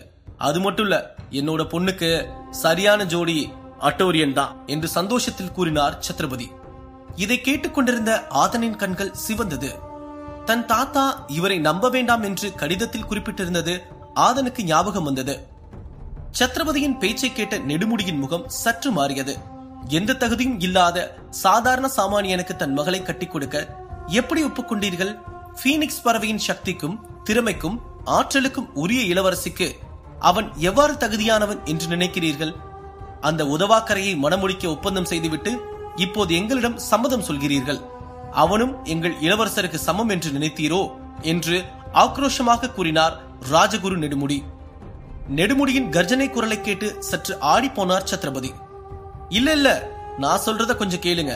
அந்த கல்யாண ஒப்பந்தம் தெரியாம நடந்த ஒரு விபத்து என்று தடுமாறியபடி கூறினார் சத்ரபதி. உடனே அருகில் இருந்த கபடபுரத்தின் இளவரசன் அட்டோரியன், ஆதனை தீர்த்து கட்டிடலாமா? எனக்கு போட்டியா ஒருத்தன் இருக்கக்கூடாது. அவனை விட்டு வைக்கிறது தப்பு. அவன் உயிரோடு இருக்கவே கூடாது என்று கர்வமான குரலோடு தான் அமர்ந்திருந்த இடத்திலிருந்து எழுந்து சத்ரபதியிடம் சொன்னார். இந்த சிரமத்தை உங்களுக்கு தர நான் விட மாட்டேன். ஆதனை நான் பாத்துக்கிறேன். நாளைக்கு காலையில அவன் விடியல பார்க்க மாட்டான் என்று சிரித்தபடியே கூறினார் சத்ரபதி. அந்த சமயம் ஆதன் சாய்ந்திருந்த கதவு சட்டென்று திறந்து கொண்டது. படார் என்ற சத்தத்துடன் ஆதன் தட்டு தடுமாறி அவர்கள் இருக்கும் அறைக்குள் வந்து விழுந்தார். சத்ரபதி, நெடுமுடி, அட்டோரியன் மூவரும் ஆச்சரியத்தில் ஆழ்ந்தார்கள். நீயா என்று கோபத்தில் கண்களை விரித்தபடி கூறினார் சத்ரபதி. இவன் யார் என்று நெடுமுடி கேட்க, இவன்தான் அந்த ஆதன் என்று வெறுப்புடன் கூறினார் சத்ரபதி. உடனே அட்டோரியன் அவனை கொல்ல அவன் வாளை கையில் எடுத்துக்கொண்டு ஆதனை நோக்கி நகர்ந்தான். சத்ரபதி குறுக்கிட்டு அட்டோரியனை தடுத்து நிறுத்தினார். ராஜகுரு நெடுமுடியும் வேண்டாம் என்பது போல தலையசைத்தார். அட்டோரியன் அமைதியாக வாளை உள்ளே வைத்தான். ஏ முட்டாள், உன்னை பார்க்கும்போது எனக்கு அருவருப்பா இருக்கு. சீ, உனக்கு இவ்ளோ தைரியம் இருந்தா நாங்க பேசுறதை இப்படி ஒட்டு கேட்டிருப்ப என்று கோபமாக கத்தினார் சத்ரபதி. ஒட்டு கேட்டதுனாலதானே உங்களோட உண்மையான முகம் தெரிஞ்சுக்க முடிஞ்சு என்று கூறிக்கொண்டே எழுந்தான் ஆதன். ஆதனின் முகம் கோபத்தில் நிறைந்திருந்தது. அதை கண்டபோது சத்ரபதிக்கு மேலும் கோபம் அதிகரித்தது. ஆதன் இதற்கு முன் கோபப்பட்டு யாரும் பார்த்ததில்லை. அது மட்டுமின்றி ஆதன் சத்ரபதியின் வார்த்தைக்கு மறுபேச்சும் பேசியது இல்லை. சத்ரபதி ஆத்திரத்தில் அவரின் பக்கவாட்டில் இருந்த சூரியை எடுத்து ஆதனை நோக்கி எறிந்தார்.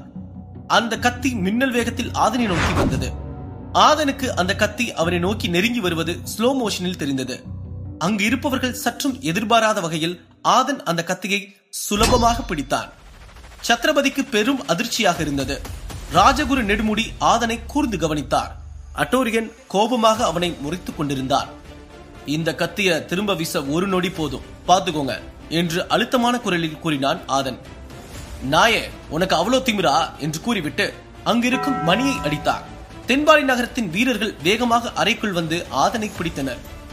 என் மக கூட உனக்கு நடக்க இருந்த திருமண ஒப்பந்தத்தின் மேல எனக்கு கொஞ்சம் கூட விருப்பம் இல்ல. எந்த தகுதியும் இல்லாம உனக்கு எப்படி என் பொண்ணை தருவேன்னு நினைச்ச? என் பொண்ணு தென்பாலி நாட்டோட எழுச்சி விதை என்று கோபமாக கத்தினார். ஆதன் சத்ரபதியை முறைத்தார். எந்த உறவும் இல்லாத உன்னை அரச குடும்பத்தில் நுழைய விட்டதே தப்பு. இனி நீ இங்க இருக்கக்கூடாது. நீ எதுக்குமே தகுதி இல்லாதவன். எல்லாத்துக்கும் காரணம் அந்த கிழவன் தித்தன் தான். ஏதேதோ சொல்லி உனக்கு நிச்சயம் பண்ணி வச்சுட்டான். டேய், உன்னோட தகுதி என்னன்னு உனக்கு தெரியுமாடா என்று வெறுப்புடன் கூற, ஆவேசத்துடன் ஆதன், தெரியும்யா, என்னோட அப்பா யாரு, நான் எந்த வம்சத்தை சேர்ந்தவன்னு எனக்கு தெரியும், தெரிஞ்சுக்கிட்டேன் என்று உரத்த குரலில் கூறினான் ஆதன். அதை கேட்டதும் சத்ரபதிக்கு திகைப்பாக இருந்தது. நீ எல்லாம் ஒரு பெரிய மனுஷனா? சின்ன வயசுல இருந்தே மாமா மாமான்னு உன்னதான சுத்தி வந்துட்டு இருந்த. நீ என்ன சொன்னாலும் நான் செய்ய தயாரா இருந்தேன்ல. சால்வன் வம்சத்துக்காக என்னோட உயிரையே கொடுக்க தயாரா இருந்தேன். அதுவும் உனக்காகத்தான். இன்னைக்கு உன்னோட பொண்ணு உயிரோட இருக்கானா, அதுக்கு நான் தான் காரணம். என்னோட உயிரை கொடுத்து காப்பாத்தின. இப்படி நம்ப வச்சு கழுத்து இருக்கிறீங்களே என்று கோபமாகவும் கண்ணீருடனும் கூறினான் ஆதன். அதை கேட்டுக்கொண்டிருந்த நெடுமுடி, இவன் என்ன சொல்றான்? இவன் சொல்றது உண்மையா? சொல்லுங்க சத்ரபதி என்று கேட்டார். சற்று தடுமாறியபடி, இல்ல அப்படியெல்லாம் ஒண்ணும் இல்ல, இவன் ஒரு முட்டாள், ஏதோ உளறான், அவனை கைது பண்ணுங்க, பாதாள அறையில் அடைங்க என்று ஆணையிட்டார் சத்ரபதி. என்ன விடுங்க, நான் மைதிலியை பார்க்கணும், நடந்த எல்லாத்தையும் சொல்லணும். இது அவளுக்கு தெரிஞ்சா அவ உங்களை சும்மா விட மாட்டா என்று ஆதன் கத்த, அப்படியே அவனை கூட்டிக் கொண்டு சென்றனர் வீரர்கள். 2 வீரர்களை தள்ளிவிட்டு அவர்களிடம் இருந்து தப்பித்து மைதிலியை பார்க்க அவளின் ரூமை நோக்கி சென்றான் ஆதன். ஆனால் இன்னும் சில வீரர்கள் திரண்டு அவனை பற்றி கொண்டனர். ஆதன் ஒரு காளை போல திமிரிக் கொண்டிருந்தான். இத்தனை நாட்கள் ஆதனை ஒரு முட்டாள் கோழை என்று நினைத்தவர்கள் எல்லாம் இப்போது ஆதனை கண்டு ஆச்சரியத்தில் இருந்தனர். வீரர்கள் பலரும் சேர்ந்து ஆதனை கட்டுப்படுத்த திணறுவதை பார்க்கும்போது பல வருடங்கள் வாடிவாசலை வென்ற காளையை கண்டு வீரர்கள் பயப்படுவது போல் இருந்தது. பின்பு ஒரு வழியாக பாதாள அறையில் சங்கிலிகளால் கட்டப்பட்டு சிறையில் அடைக்கப்பட்டான் ஆதன். இருள் நிறைந்த அறையில் தனிமை அவனை சூழ்ந்தது. அங்கே மனிதர்களின் குரல் ஓய்ந்திருந்தது. பசி, தாகம் அவனை பெரிதும் பாதிக்காதிருந்த போதும் ராஜகுரு தித்தன் அவனுக்காக வைத்துவிட்டு போன கடிதத்தின் பெயரில் கொண்டிருந்த நம்பிக்கை, அவனது வம்சாவளியில் ஏதோ ஒரு உயிர் தனக்காக எஞ்சியிருப்பதை அறிந்த அவன் பெரும் மகிழ்ச்சி கொண்டிருந்தான். அந்த சிறை அவனுக்கு அவ்வளவு பெரிய தாக்கத்தை ஏற்படுத்தவில்லை. அவன் உடலை சூழ்ந்திருந்த சங்கிலிகளின் சத்தம் மட்டுமே அவனுக்கு துணையாயிருந்தது. அந்த சத்தம் என்னை உடைத்தறி என்று அவனிடம் சொல்லிக் கொண்டிருப்பதாய் ஆதன் எண்ணிக்கொண்டிருந்தான். மேலும் ராஜகுரு தித்தன் தந்து போன புத்தக குறிப்புகளும் இதுவரை அவன் பெற்ற பயிற்சிகளும் அவனை மேலும் உளமாற ஊக்குவித்துக் கொண்டிருந்தது. கனலாய் அவன் கண்ணில் தீ ஒன்று தென்பட்டது. எரிமலை போல தன் நேரத்திற்காக ஆயத்தமாக தயாரானான் ஆதன். அவன் அறிந்த தற்காப்பு கலைகளின் உதவியால் அந்த சங்கிலியுடன் போராடி கொண்டிருந்தான். சங்கிலிகளை அவனால் கட்டவிழ்க்க முடியவில்லை. தான் எப்படியாவது இந்த சிறையிலிருந்து தப்பிக்க வேண்டும் என்ற எண்ணம் அவனை ஆட்கொண்டிருந்தது. அந்த சங்கிலியுடனே தன் பயிற்சியை மேற்கொண்டான். ஆதனின் ஆடைக்குள் ஒரு புத்தகம் இருந்தது. அவனுக்கான கடிதத்தை தந்த புத்தகம்தான் அது. அந்த கடிதத்தை பெறும் அதே சமயம் அந்த புத்தகமும் அவன் கண்ணில் தென்பட வேண்டும் என்பதற்காகவேதான் அவனின் தாத்தா அந்த கடிதத்தை அந்த புத்தகத்தில் வைத்திருந்தார். அது ஒரு முக்கியமான புத்தகம். இந்த புத்தகமே ஆதன் தான் யார் என்பதை புரிந்து கொள்வதற்கும் தன்னை இந்த நகரத்தில் நிலைப்படுத்திக் கொள்வதற்குமான முக்கியத்துவத்தை கொண்டிருந்தது. ஆதன் அந்த புத்தகத்தை திறந்தான். ஒவ்வொரு புத்தகமும் பெரும் பூகம்பம்தான். அந்த புத்தகத்தின் முதல் தாளை அவன் விரல்களால் பிரித்தெடுக்கும் போது அவனின் முகத்தில் வெளிப்பட்ட ஒளி மிகவும் பிரகாசமானது. அவன் அதை அறிந்திருக்க வாய்ப்பில்லை. ஒவ்வொருவரையும் அவனுக்கு உன்னதமான ஒரு உணர்வை அளித்தது. மேலும் விரல் முத்திரைகளுடன் கூடிய மந்திர வார்த்தைகளும் அடங்கியது அந்த புத்தகம். ஆதன் தொடர்ந்தான். இந்த புத்தகமே இவனை சரித்திரம் படைக்க வைக்கப் போகிறது என்பதை அறியாது முழு முனைப்போடு அந்த புத்தகத்தில் வீழ்ந்து மூழ்கிக் கொண்டிருந்தான். அந்த புத்தகத்தில் ஆதன் தன் அடுத்த நிலை பன்னெடுப்பு தற்காப்பு கலைகளை பெறவும் ஸ்பிரிட் சக்திகளை அவேக்கிங் செய்யவும் அந்த புத்தகத்தின் வழிமுறைகள் இருந்தது. இந்த புத்தகம் அவனுக்கு மிகப்பெரிய அற்புதத்தை வழிகாட்டியது. இதுவரை அவன் படித்த தற்காப்பு குறிப்புகளை தாண்டி இந்த புத்தகம் வேறு ஒரு பரிமாணத்தோடு அவன் கையில் அவனைப் போலவே ஆர்வத்தோடு காத்துக் கொண்டிருந்தது. அதே சமயம் அரண்மனையின் வேறு பெரு நகரங்களின் ராஜ குடும்பத்தை சேர்ந்தவர்களின் வரவேற்பு நிகழ்வுகளும் மைதிலியின் புகழார நிகழ்வுகளும் ஒரு திருவிழா கோலம் பூண்டிருந்தது. அந்த நகரம் மொத்த உலகையும் உலுக்கிய ஒரு மாபெரும் வெற்றி நாயகியை துதிபாடும் வகையில் இருந்தது. திரும்பும் திசையெல்லாம் மைதிலியின் பெயரே ஒலித்துக் கொண்டிருந்தது. அவளின் வீரம் பற்றியும் அவள் பெற்ற பீனிக்ஸ் பறவையின் சக்திகளை பற்றியும் இந்த பெருநகரம் மட்டுமின்றி உலக நகரங்கள் அனைத்தும் புகழ்பாடிக் கொண்டிருந்தன. இன்னொரு புறம் மைதிலிக்கும் கபடபுரத்தை சேர்ந்த அமரன் மகன் அட்டோரியனுக்கும் திருமண பேச்சுவார்த்தைகள் அரங்கேறி முடிந்திருந்தது. அதேபோல மைதிலிக்கு ஆதன் எந்த வகையிலும் தகுதியில்லாதவன் என்பதாலும் மைதிலி மற்றும் அட்டோரியன் ஆகியோரின் திருமணம் நிகழ்ந்தால் நாட்டில் இன்னும் பல அற்புதங்கள் நிகழும் என்றும் ஆதனை தீர்த்து கட்டவும் முடிவு எடுக்கப்பட்டிருந்தது. இருவேறு குடும்பத்தாரின் சேர்க்கை ஆதனின் வாழ்வை தீர்மானித்திருந்தது. பாதாள சிறையில் அடைக்கப்பட்டிருந்த ஆதன் தன் கையில் இருந்த புத்தகத்தின் கடைசி துளியையும் உறிஞ்சியிருந்தான்.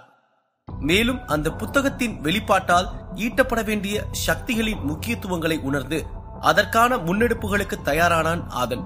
தொடர்ந்து அவன் தன் பயிற்சிகளை மேற்கொண்டான். அந்த புத்தகத்தில் குறிப்பிட்டிருந்தவாறு சங்கிலியோடு பிணைந்த கால்களை மடக்கிவிட்டு அமர்ந்து சித்த நிலையை அடைந்து அந்த சக்திகளை பெறும் முயற்சியில் ஈடுபட்டிருந்தான். அவனது ஆழ்மனதில் அவன் வம்சத்தை சேர்ந்த கடைசி துணையின் எண்ணத்தை மட்டுமே வைத்திருந்தான். அந்த சிறையின் அமைதி அவனுக்கு பெரிதும் உதவிகரமாக இருந்தது. அவன் தன் தியான நிலையை எட்டியிருந்தான். அப்போது அவன் எண்ணங்களில் அந்த புத்தகங்களின் குறியீடுகள் விண்ணில் மிதப்பது போன்ற காட்சிகளை அவன் கண்டான். அந்த குறியீடுகள் அவன் கனவுலகை சூழ்ந்து கொண்டிருந்தது. அந்த காட்சி அவனுக்கு பெரும் மிரட்சியை ஏற்படுத்துவதாகவும் இருந்ததால் அவனது ஆழ்மனம் அதை எட்டும் வண்ணமே செயல்பட்டது. அவன் தன் மனதை ஒருநிலைப்படுத்தி அந்த கனவு உலகத்திற்குள் பயணித்தான்.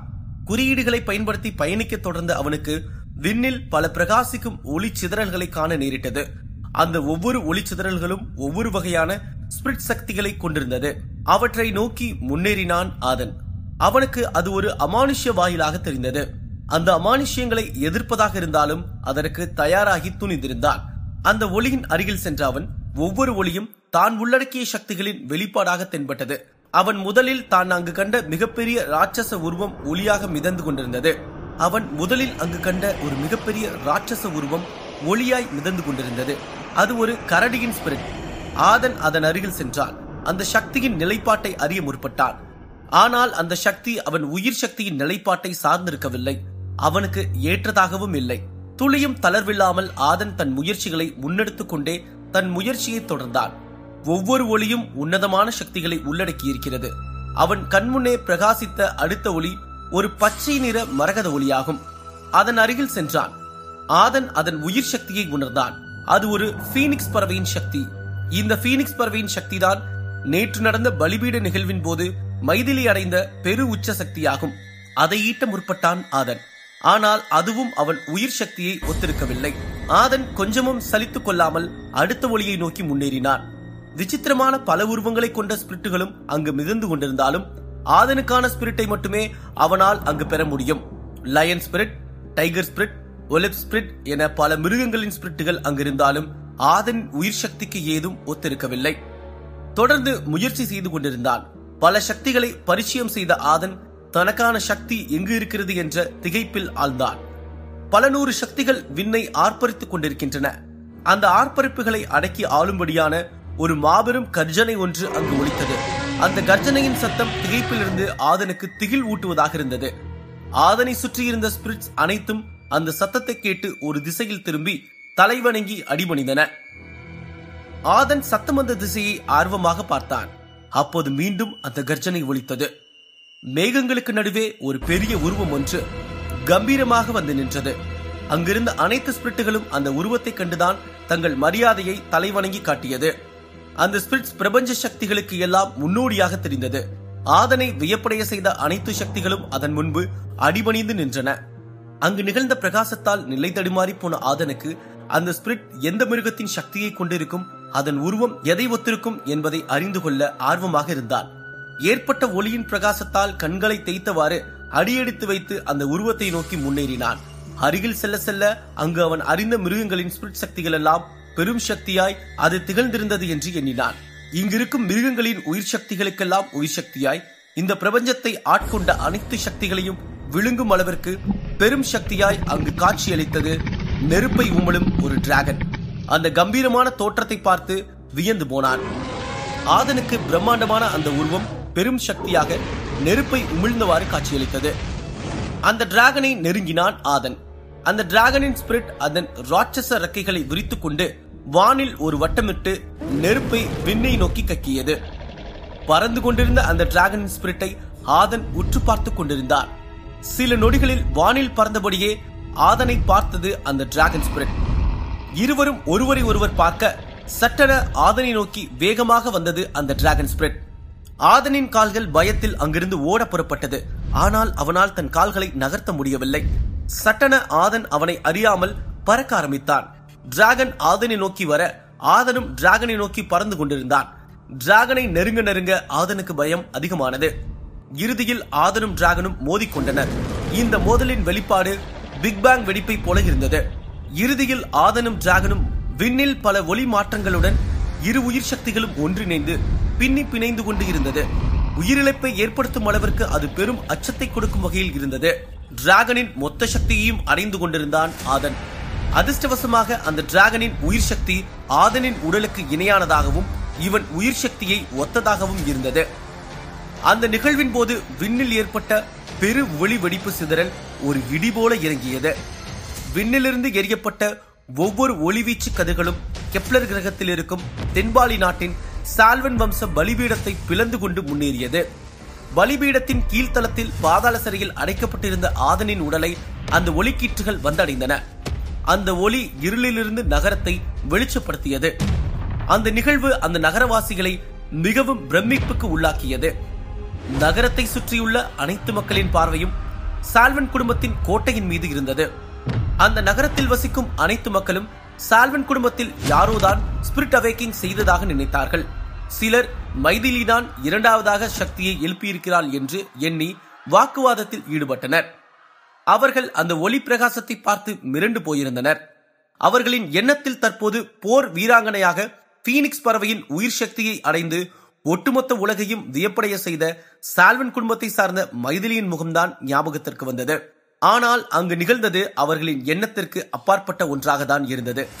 இதுவரை வெத்துக்காயுதமாக ஒன்றிற்கும் பயனற்ற பொருளாக தற்காப்பு கலைகளின் வல்லுநர்கள் நிறைந்த இந்த மாபெரும் நகரத்தில் ஒரு எலியை துரத்தும் வீரனாக இருந்த ஆதன் மாபெரும் டிராகன் ஸ்பிரிட்டை அவேக்கிங் செய்து தன்வசப்படுத்தி இருப்பது அவர்கள் அறிந்திருக்கவில்லை. விண்ணிலிருந்து இறங்கிய இடி போல அந்த நகரத்தில் ஏற்பட்ட பெரு ஒளி பிரகாசம் சால்வன் குடும்பத்தின் அரண்மனையின் பாதாள சிறையில் சிறைப்பட்டு இருந்த ஆதனின் உடலில் முற்று பெற்றது.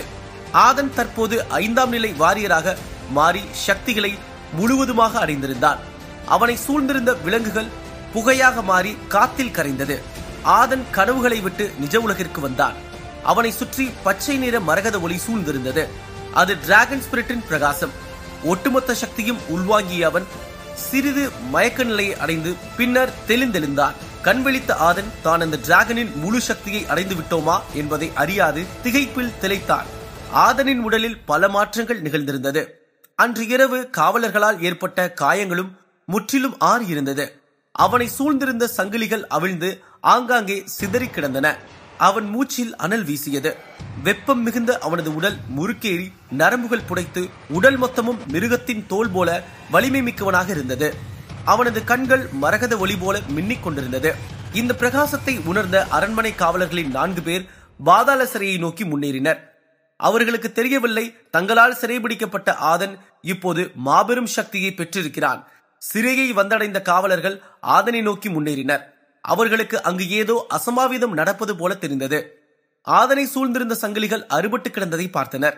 டே, நீ அடைக்கப்பட்டிருப்பது பாதாள சிறையில, இங்கிருந்து தப்பிக்க முயற்சி செய்யறியா? அது எந்த குமனாலும் முடியாது என்றான் ஒரு காவலாளி. இந்த விஷயம் அரசருக்கு தெரிஞ்சா உன்னை சும்மா விட மாட்டாரு. தப்பிக்கணும்னு நினைச்சா நீ என் கையில தான் சாவ என்றான் மற்றொருவன். ஆதன் அவர்களை நிமிர்ந்து பார்த்தான். அவர்களுக்கு ஆச்சரியமாக இருந்தது. அவன் உடலில் ஏதோ பெரும் மாற்றம் நிகழ்ந்திருப்பதாக அவர்கள் உணர்ந்திருந்தனர். அவன் கண்கள் பிரகாசிக்கும் மரகத ஒளி அவர்களுக்கு பயத்தை அளித்தது. ஆதனை நெருங்கிய காவலர்கள் அவனை தாக்க முற்படும் போது ஆதனின் வெளிப்பாடு அங்கு அரங்கேறியது. உங்களோட பேச்சு எனக்கு கோபத்தை கொடுக்குது என்று அவன் கைகளை அசைக்க அந்த அசைவே இடி போல ஒரு அடி விழுந்தது. அந்த 4 அரண்மனை காவலர்களும் சிறையின் கதவுகளை உடைத்தவாறு தூக்கி எறியப்பட்டனர். இது காவலர்கள் எதிர்பாராத ஒன்று. அந்த நிகழ்வு ஆதனையும் வியப்படைய செய்தது. தான் பெற்ற சக்திகளை எண்ணி பெருமை கொண்டான். ஆதன் தன் தாத்தா கூறியது போலவே தான் ஒரு மாபெரும் வீரன் என்பதை உணர்ந்த கணமது. நகரவாசிகள் ஏளனம் செய்வது போல தான் ஒரு வெத்துக்காயுதம் இல்லை, தான் தான் டிராகன் வாரியர், இதுதான் என் பொற்காலம், எனக்கான அனைத்தையும் நானே பெறுவேன் என்று மனதில் நம்பிக்கை கொண்டான். இங்கிருந்து வெளியேற வேண்டும். இந்த சக்திகளின் மூலம் தன் வம்சத்தை சேர்ந்த கடைசி துணையை கண்டுபிடிக்க வேண்டும் என்பது மட்டுமே அவனது மனதில் மிஞ்சியிருந்தது. சிறையிலிருந்து வெளியேறினான். அங்கிருந்து தப்பிக்கும் முயற்சியில் ஈடுபட்டிருந்தான். கோட்டையிலிருந்து கிளம்பும் முன் ஆதன் ஆயுத கிடங்கை நோக்கி சென்றான். அங்குதான் ஆதனின் கனவு நாயகனும் அவனது தந்தையுமான கரிகாலனின் போர்வாள் இருக்கிறது. அதை எடுக்கவே அங்கு சென்று கொண்டிருக்கிறான் ஆதன். ஆயுத கிடங்கிற்குள் நுழைந்தான். அங்கு விதவிதமான பல நூறு ஆயுதங்கள் அடுக்கி வைக்கப்பட்டிருந்தது. தனது தந்தையின் ஆயுதம் எதுவென்பதை தெரியாமல் தேடிக்கொண்டிருந்தான். அப்போது அங்கிருந்த ஒரு மிகப்பெரிய வாள் அந்த கிடங்கின் மையப்பகுதியில் கண்ணாடி பெட்டிக்குள் மூடி வைக்கப்பட்டிருந்தது. அது அவன் கவனத்தை ஈர்த்தது. ஆதன் அதன் அருகில் சென்றான்.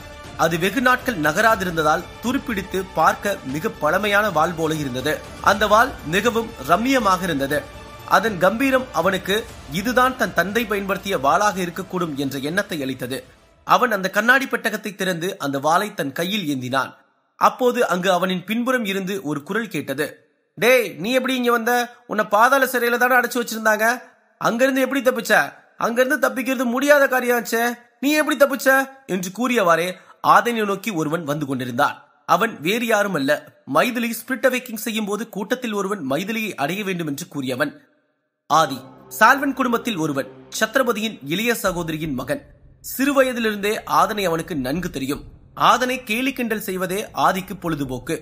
மைதிலிக்கும் ஆதனுக்கும் சிறுவயதிலேயே நடைபெற்ற திருமண ஒப்பந்தம் தான் ஆதியின் கோபத்திற்கு காரணம். ஆதிக்கு அந்த ஒப்பந்தத்தின் மீது துளியும் விருப்பமில்லை. ஆதன் ஒருபோதும் மைதிலிக்கு நிகரானவன் இல்லை என்ற எண்ணம் ஆதிக்கு இருக்கிறது.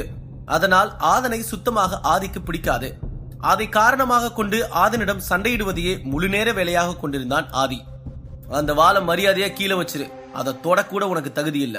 மாபெரும் வீரர் கரிகாலன், அவர் கையாண்ட ஆயுதத்தை நீ தொடறதுக்கு உனக்கு கொஞ்சம் கூட அருகதை இல்லை என்று கூறி அதனை நோக்கி வந்து ஆதனின் நெஞ்சில் கை வைத்து தள்ளினான் ஆதி. கோபமான ஆதன், உன் கூட சண்டை போட எனக்கு டைம் இல்ல. இந்த கத்தி நியாயமா எனக்கு தான் சேரணும். அதை பத்தி சொல்றதுக்கு இது சரியான டைம் இல்ல. ஆதி, புரிஞ்சுக்கோ, விலகிப்போ என்று கூறியவாறு அந்த வாளை நோக்கி சென்றான் ஆதன். ஆனால் சிறையிலிருந்து தப்பித்ததற்காகவும் தகுதியில்லாதவன் அந்த வாளை தொட்டதற்காகவும் ஆதனை தாக்குவதற்காகவும் மேலும் முற்பட்டான் ஆதி. ஆதன் அந்த வாளை கையில் எடுத்தான். அவ்வளவு தைரியமா உனக்கு என்று கூறியவாறே ஆதனை அடித்தான் ஆதி. இரண்டாவது அடி ஆதனின் மேல் விழுந்தது. அவனது அந்த அடி ஆதனுக்கு முகத்தில் சிறு இரத்த காயத்தை ஏற்படுத்தியது. அவன் கையில் இருந்த வாள் தவறி கீழே விழுந்தது. கோபத்தில் ஆதனின் முகம் சிவந்தது. அவன் கண்ணில் மரகத ஒளி பிரகாசமாக மாறியது. ஆதன் உடல் ரீதியாகவும் மன ரீதியாகவும் ஏற்பட்ட மாற்றத்தை பற்றி ஆதி அறிந்திருக்கவில்லை. ஆதனின் சக்தி என்னவென்று அவனுக்கு தெரியாது. ஆதியின் கோபம் உச்சம் சென்றது.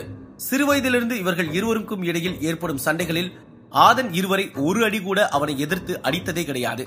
ஆதனின் தாத்தா பெற்ற சத்தியமே இதற்கு காரணம். ஆனால் இம்முறை அவ்வாறு நடக்காது. ஆதி, நீ தப்பு பண்ற, வேண்டாம், என்ன போக விடு என்று ஆதன் கோபத்துடன் ஆதியையே முறைத்தவாறு கூறினான்.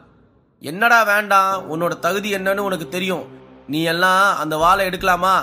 ராஜகுரு தித்த உன்னை தத்தெடுத்துட்டா நீ சால்வன் குடும்பத்துல ஒரு ஆளாயிருவியா? நீங்கெல்லாம் பூச்சி மாதிரி நசுங்கி சாகணும் என்று வெறுப்புடன் ஆதி கூறியதை கேட்கும் போது ஆதனுக்கு கோபம் அதிகரித்தது. சொல்லிக்க உனக்குன்னு ஏதாச்சும் இருக்காடா? உனக்கு மைதிலி வேணுமா?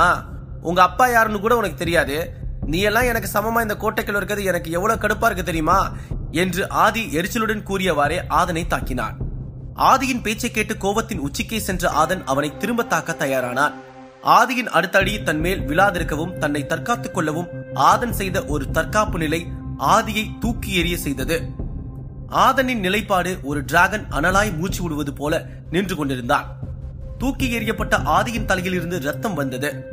வீராப்பாக பேசிய ஆதி துரதிருஷ்டவசமாக ஒரே அடியில் வீழ்த்தப்பட்டு அங்கேயே உயிரிழந்தான். ஆதி உயிரிழந்ததை கண்ட ஆதன் சற்று பதட்டமானான்.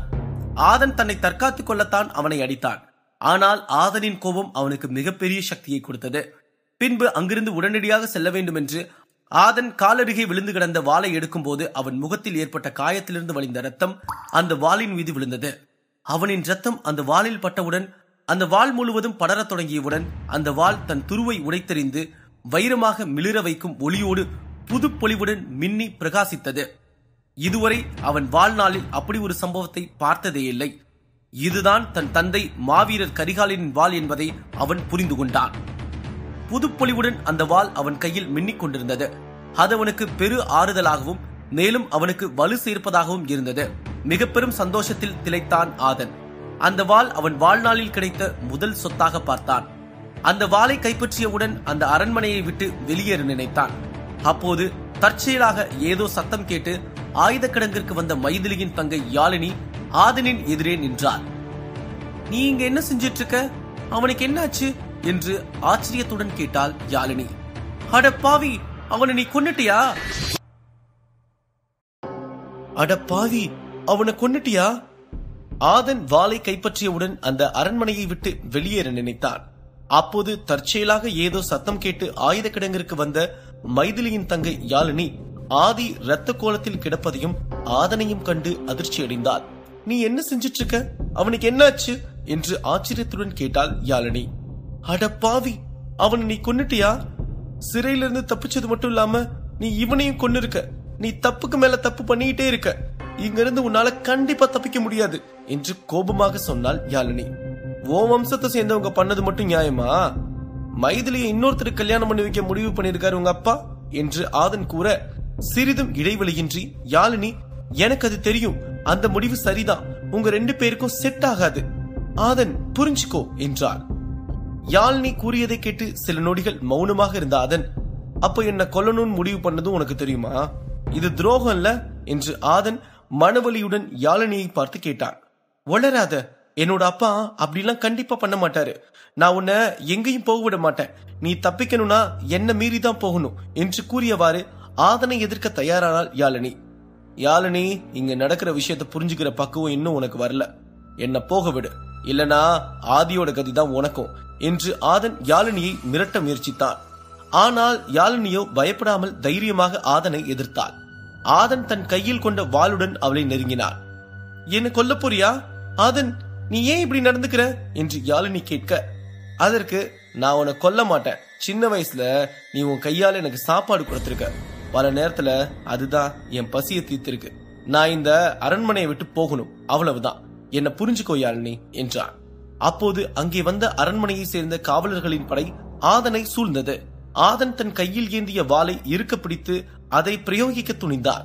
வாளை சுற்றியவாறு தற்காப்பு கலையின் முக்கிய நிலைகளை செய்து சண்டைக்கு தயாரானான். ஆதனுக்கு சண்டை போட தெரியாது என்று நினைத்த அந்த வீரர்களுக்கு அன்று ஆதன் வாள் வித்தை செய்வதை பார்க்கும் போது வியப்பாக இருந்தது. யாழினியும் வியப்புடன் ஆதனை பார்த்தாள்.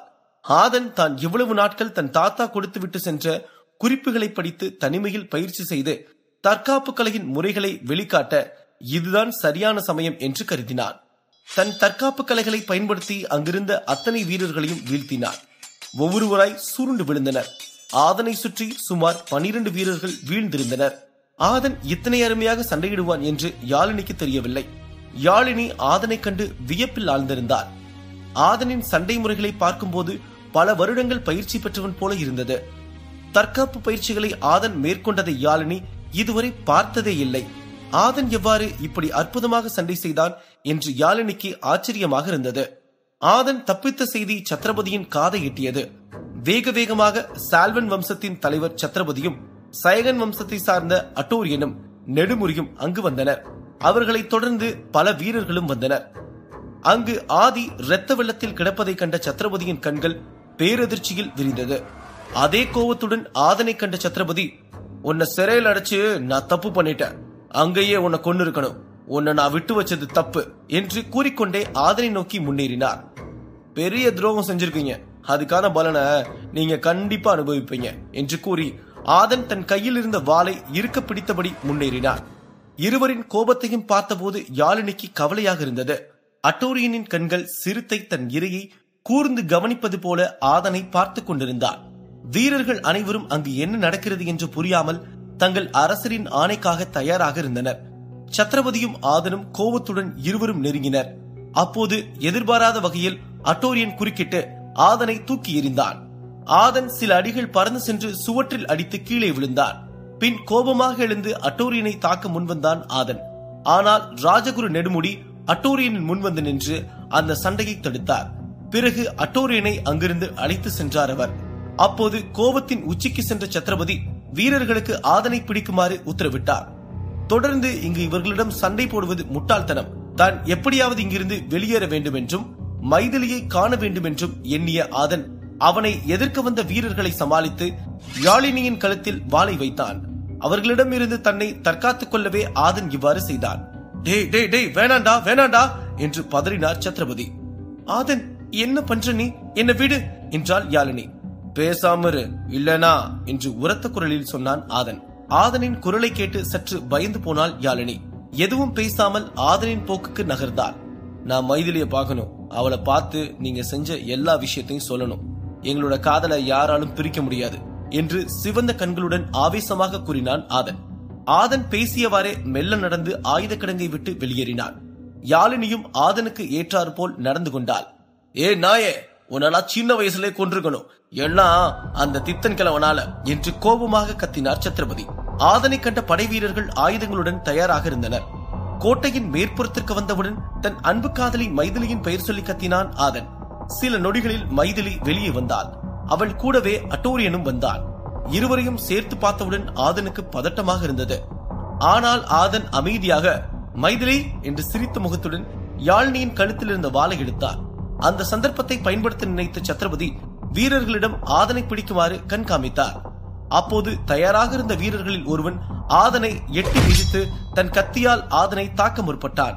ஆனால் ஆதன் சுதாரித்துக் கொண்டு அவனை தடுக்க முயற்சித்த போது ஆதனின் கையில் அடிபட்டது. அதனை தொடர்ந்து மற்றவனும் பின்னிலிருந்து ஆதனை தாக்கினான்.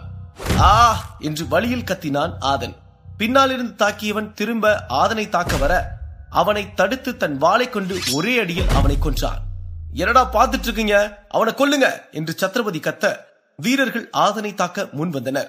அப்போது சத்ரபதி பக்கம் இருந்த யாழினியை தன்வசம் இழுத்துக்கொண்டு மீண்டும் யாழினியை பணைய கைதியாக பயன்படுத்தினான். டே நாயே என்று ஆவேசத்துடன் சத்ரபதி ஆதனை தாக்க முயன்றார். அப்போது நிறுத்துங்க என்ற குரல் கோட்டையை எதிரொலித்தது. ஆம், அது மைதிலிதான். பெரும் வழியிலும் ஆதனுக்கு மைதிலியின் குரல் இனிமையாக இருந்தது. மைதிலி, உங்க அப்பா இந்த ஆளு உன்னை என்னையும் பிரிக்க பாக்குறாரு. யோ, நீ எல்லாம் ஒரு மனுஷன் தூ என்று தீரன் கேவலமாக பேச சட்டென்று குறுக்கிட்டு மைதிலி பேச ஆரம்பித்தாள். வாய மூடு ஆதன், எவ்வளவு தைரியம் இருந்தா எங்க அப்பாவை இப்படி அசிங்கமா பேசுவ என்று கண்கள் சிவக்க பேசினாள் மைதிலி. மைதிலியை கண்ட ஆதன், இல்ல மைதிலி, அவரை என்ன கொல்லவும் உன்னை அவனுக்கு கல்யாணம் பண்ணி வைக்கவும் திட்டம் போட்டாரு. அப்புறம் என்று ஆதன் ஏதோ சொல்ல வருவதற்குள், ஆமா, அட்டோரியனை எனக்கு கல்யாணம் பண்ணி வைக்க போறாங்க. இது எனக்கு தெரியாம நடக்குதுன்னு நினைச்சிட்டு இருக்கியா? நான் ஒன்னு சின்ன பொண்ணு இல்ல என்று கோபமாக கத்தினாள் மைதிலி. மைதிலி பேசியதை கேட்டவுடன் ஆதனுக்கு உலகமே இருண்டது போல இருந்தது. ஆதன் எவ்வளவு நாட்களாக மைதிலியும் தன்னை நேசிக்கிறாள் என்று நினைத்திருந்தாள். தான் செய்யும் அனைத்தையும் அவள் விரும்புகிறாள் என்று நினைத்துக் கொண்டிருந்தாள். ஆனால் அது மொத்தமும் தன்னுடைய கற்பனைதான். தன் இவ்வளவு நாள் வாழ்க்கையே ஒரு பொய் என்பது போல இருந்தது ஆதனுக்கு. ஆதன் சில நொடிகளிலேயே தன் வாழ்க்கையை வெறுத்து விட்டான். ஆதன் தயக்கத்துடன், மைதிலி, நீ என்ன என்று கேட்க வருவதற்குள், இல்ல, நான் உன்னை காதலிக்கவே இல்ல என்றாள். அந்த வார்த்தைகளை கேட்டதும் ஆதனின் கண்கள் அவனின் கட்டுப்பாட்டையும் மீறி அழத் தொடங்கியது. இவ்வளவு நாட்கள் ஊர் மக்கள் அவனை முட்டாள் என்ற போது ஆதன் ஏற்றுக்கொள்ளவில்லை. ஆனால் இந்த தருணம் நிஜமாக தான் ஒரு முட்டாள் என்று மனதில் ஒப்புக்கொள்கிறான். ஆதனின் கண்கள் கலங்கியது. மைதிலி, பிளீஸ், நான் சொல்றது கொஞ்சம் கேளு, நீ இல்லாம என ஆதன் கண்ணீருடன் பேச வர அவனை முழுமையாக பேச விடாமல் குறிப்பிட்டு, இதான் நீ. உன்ன மாதிரி ஒரு கோழையை என்னால எப்போதும் கல்யாணம் பண்ணிக்கவே முடியாது. யாரை கேட்டு இந்த கல்யாணத்தை முடிவு பண்ணாங்க? பல கலைகளை கத்துக்கிட்ட நான் எங்க? எதுவுமே தெரியாத நீ எங்க? என்ன கல்யாணம் பண்ணிக்க ஒரு தகுதி வேணும். நீ ஒரு முட்டாள், வெத்து காகிதம். இத நான் சொல்லல, இந்த ஊரே உன் அசிங்கமா பேசுது என்று ஆதனை ஒரு நாயை பார்ப்பது போல பார்த்து திட்டினாள் மைதிலி. கத்தி குத்திய வலியை விட மைதிலி பேசும் வார்த்தைகளின் வலி ஆதனை அணு அணுவாக கொள்வது போல் இருந்தது. யாருக்கு தான் வலிக்காது?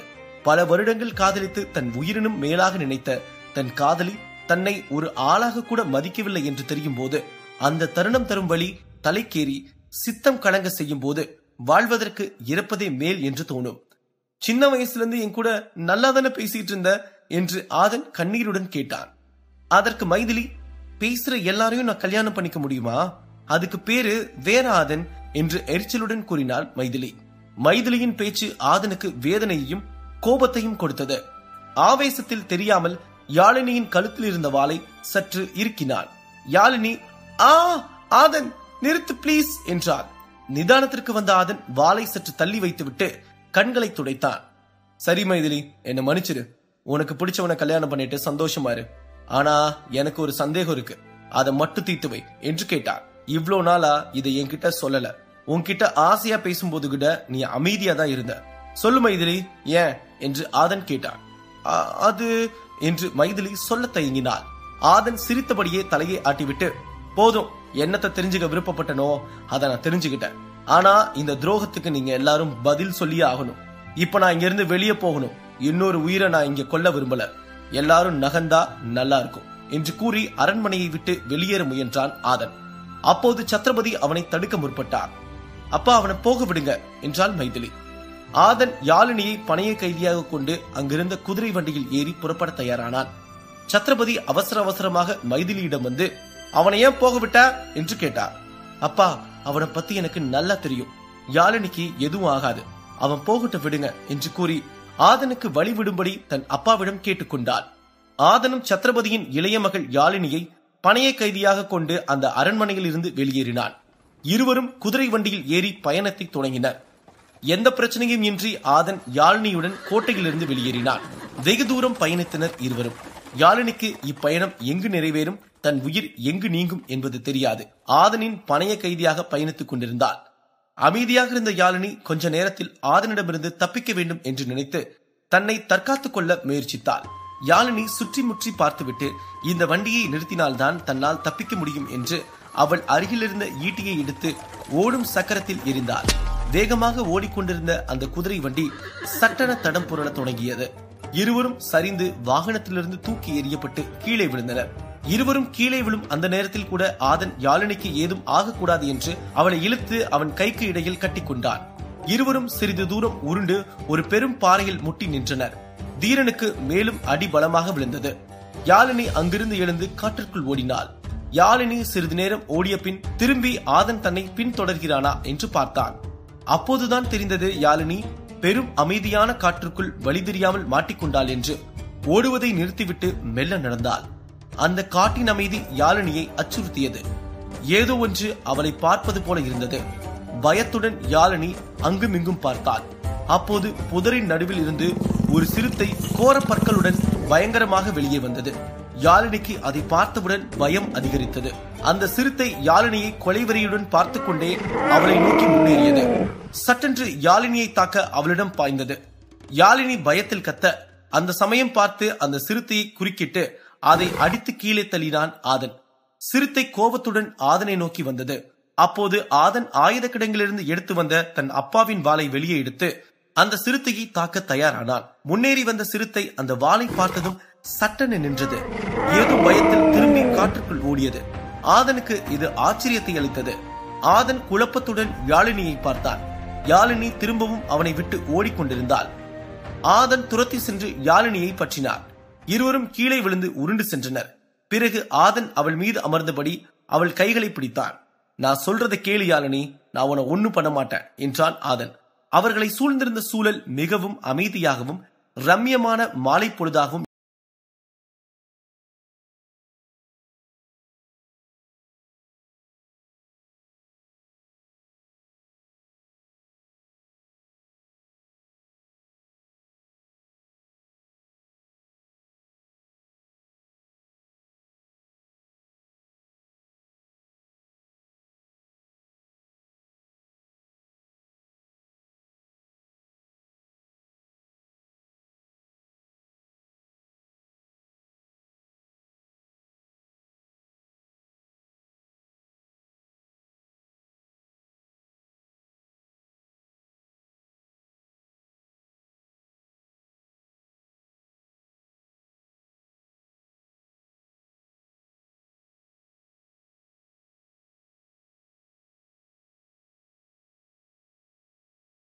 என்றார். யாழினிக்கு இது பெரும் ஆச்சரியத்தை அளித்தது. தன் அழகில் மயங்காதவர்கள் எவரும் இல்லை என்ற எண்ணம் சுக்குநூறாக உடைந்தது. நான் ஒரு நாளும் உன்னை அப்படி நினைச்சதே இல்லை. நான் மைதிலிய மனசார காதலிச்ச இந்த ஏமாற்றத்தை என்னால தாங்க முடியல. உங்க வம்சத்தோட துரோகம் என்னால ஏத்துக்க முடியல. அங்கிருந்து தப்பிக்கதான் நான் உன்னை பயன்படுத்தினேன். என்னை மன்னிச்சிரு என்று வேதனையுடன் கூறிவிட்டு யாழினியை விட்டு சிறிது அடிகள் தள்ளி சென்றான் ஆதன். பாதுகாப்பு கருதி நெருப்பை ஏற்றினான் ஆதன். பிறகு யாழினி தூங்க சில வசதிகளை செய்து கொடுத்துவிட்டு அமைதியாக ஒரு இடத்தில் அமர்ந்தான். யாழினி படுத்துக்கொண்டு ஆதனையை பார்த்துக் கொண்டிருந்தாள். யாழினிக்கு ஒரே குழப்பம். தன்னோட அழகில் மயங்காத ஆட்கள் கிடையாதென்றும் தன்னால் எல்லாரையும் கவர முடியும் என்று நினைத்துக் கொண்டிருந்த அவளுக்கு இது ஒரு பேரதிர்ச்சியாக இருந்தது. இப்படி ஒரு ரம்யமான இரவில் கூட ஒரு ஆண்மகன் நம்ம கூட இவ்வளவு நெருக்கமாக தனிமையில் இருந்தும் தன்னிடம் எந்த தவறான முயற்சியையும் செய்யாமல் விலகிப் போவது அவளுக்கு மிகப்பெரிய அதிர்ச்சியாக இருந்தது. அப்போது யாழினிக்கு தன் அழகின் மீதும் தன் கவர்ச்சியின் மீதும் சந்தேகம் வந்தது. மெதுவாக குனிந்து தன் உடலை பார்த்து கொண்டாள். உனக்கு என்ன யாழினி, நீ சூப்பரா தான் இருக்க, இவனுக்கு தான் உன்னை ரசிக்க தெரியல, லூசு லூசு என்று ஆதனை திட்டினாள் யாழினி. ஆதன் மைதிலியை நினைத்து ஃபீல் செய்து கொண்டிருந்தான். அவனின் கண்களில் கண்ணீர் வந்து கொண்டே இருந்தது. அந்த இரவு முழுவதும் ஆதனின் கண்கள் மீனைப் போல தண்ணீரில் மிதந்தது. யாழினி ஆதனின் கண்ணீரை பார்த்து அவன் மைதிலியை நினைத்துத்தான் வேதனைப்படுகிறான் என்று புரிந்து கொண்டாள். யாழினிக்கு ஆதனை பார்க்க பாவமாக இருந்தது. ஆனால் ஏதும் பேசாமல் அமைதியாக அவனை பார்த்தபடியே தூங்கினாள். மறுநாள் விடிந்தது. யாழினி குதிரை கனைக்கும் சத்தம் கேட்டு விடுக்கென விழித்துக் கொண்டாள். ஆதன் அவர்கள் வந்த குதிரையை தேடிக் கொண்டு வந்தான். அத்துடன் யாழினிக்கு சாப்பிட உணவும் கொண்டு வந்தான். யாழினி அதை வாங்கி நன்றாக சாப்பிட்டாள். நீ அரண்மனைக்கு திரும்பி போ, இந்த குதிரை அதுக்கு உனக்கு உதவியா இருக்கும். அப்புறம் உங்க அப்பா கிட்ட சொல்லு, நான் திரும்ப வருவேன். உன் வம்சத்தை சேர்ந்தவங்க எனக்கு செஞ்ச துரோகத்துக்கு பதில் கேட்கறதுக்காக நான் கண்டிப்பா வருவேன் என்று கோபமாக கூறினான். இன்று ஆதனின் முகத்தில் துளி கூட சோகம் இல்லை, கோபம்தான் தாண்டவம் ஆடிக்கொண்டிருந்தது. யாழினியை அந்த இடத்தையே விட்டுவிட்டு அங்கிருந்து நகர்ந்தான் ஆதன். உத்வேகத்தோடு தன்னுடைய பயணத்தை தொடர்ந்தான் ஆதன். இனி தான் தொடரப்போகும் இந்த பயணத்தில் ஆதனுக்கு என்ன நிகழும் என்று தெரியாது. இருந்தும் தன் வம்சத்தை அளித்தவர்கள் யார், மாவீரன் தன் அப்பா கரிகாலன் எப்படி இறந்தார் என்று அறிந்து கொள்ள ஆயத்தமாக இருந்தான். ஆபத்தான அடர்ந்த காடுகளையும் பெரும் மலைகளையும் கடந்து போக வேண்டிய கட்டாயத்தில் இருந்தான் ஆதன். அந்த பாதை அவனுக்கு பல அனுபவங்களை கற்றுக் கொடுக்க தயாராக இருந்தது. இத்தகைய ஆபத்தான பயணத்தில் தனக்கு துணையாக இருக்க போவது அவன் அப்பா பயன்படுத்திய அற்புதமான வாளும் அவன் தாத்தா கொடுத்துவிட்டு போன தற்காப்பு கலை குறிப்புகள் நிறைந்த புத்தகமும் தான். ஆதன் அடர்ந்த மரங்கள் நிறைந்த ஒரு பகுதிக்குள் நுழைந்தான். இந்த வனப்பகுதி ரம்யமான பல மலர்களை சுமந்த கொடிகளையும் அந்த கொடிகள் சூழ்ந்த உயர்ந்த மரங்களுமாக இருந்தது. ஒவ்வொரு மரங்களும் ஒவ்வொரு தனித்துவமான சிறப்பு வாய்ந்த மரங்களாக இருந்தன. இந்த காடுகள் பல ஜீவராசிகளுக்கு அடைக்கலமானது. மேலும் பல கொடூரமான விலங்குகள் அங்கு இருக்க வாய்ப்புகள் அதிகம். ஆதன் அவற்றோடு போராடவும் அவற்றிடமிருந்து தன் உயிரை தற்காத்துக் கொள்ளவும் அவன் தயாராக இருக்க வேண்டியதாக இருந்தது. கரடு முரடான புதர்கள் நிறைந்த அந்த வனப்பகுதி பல மூலிகை வாசங்களுடன் சிறுவகை பூச்சி இனங்களும் ரீங்காரத்துக்கு உட்பட்டு அழகாகவும் அதே சமயம் ஆபத்து நிறைந்ததாகவும் இருந்தது. ஆதன் சென்ற இடமெல்லாம் பாதையாக மாறியது. மனிதர்கள் நடமாட்டம் இல்லாத அந்த வனப்பகுதிக்குள் ஒற்றையாளாய் இருக்க பிடித்த கொள்கையோடும் கூர்வாளுடனும் முன்னேறி கொண்டிருந்தான் ஆதன். இது நெடுந்தூர பயணம். இந்த பயணத்தில் ஓய்வென எந்த நேரமும் செலவிட முடியாத நிலையில் ஆதன் நகர்ந்து கொண்டிருந்தான். ஓய்வென அமரும் இடங்களிலெல்லாம் அவனது தற்காப்பு குறிப்புகள் நிறைந்த புத்தகம் அவனின் ஓய்வுக்கு இடம் கொடுக்காதிருந்தது. அந்த புத்தகங்களின் பக்கங்களை புரட்டி தனது பயிற்சிகளை மேற்கொண்டிருந்தான். ஒவ்வொரு பயிற்சியிலும் தன்னை மெருகேற்றிக் கொண்டும் இருந்தான். அந்த நேரங்களில் தன் நகரவாசிகளின் ஏளன வார்த்தைகளையும் சால்வன் வம்சத்தை சேர்ந்தவர்களின் துரோகத்தையும் எண்ணி அவர்களிடம் தன்னை நிரூபிக்க வேண்டும் என்ற எண்ணம் அவனிடம் மேலோங்கியிருந்தது. அதே சமயம் தன் வம்சத்தில் எஞ்சிய உறவு எங்கே இருக்கிறது என்ற எண்ணம் அவன் சிந்தனையில் உதிக்கும் போதெல்லாம் அவனின் பயிற்சி ஆக்ரோஷம் நிறைந்ததாக இருந்தது. உடனே பாக்கெட் எஃப்எம் டவுன்லோட் செய்து இலவசமாக கேளுங்க. Dragon warrior.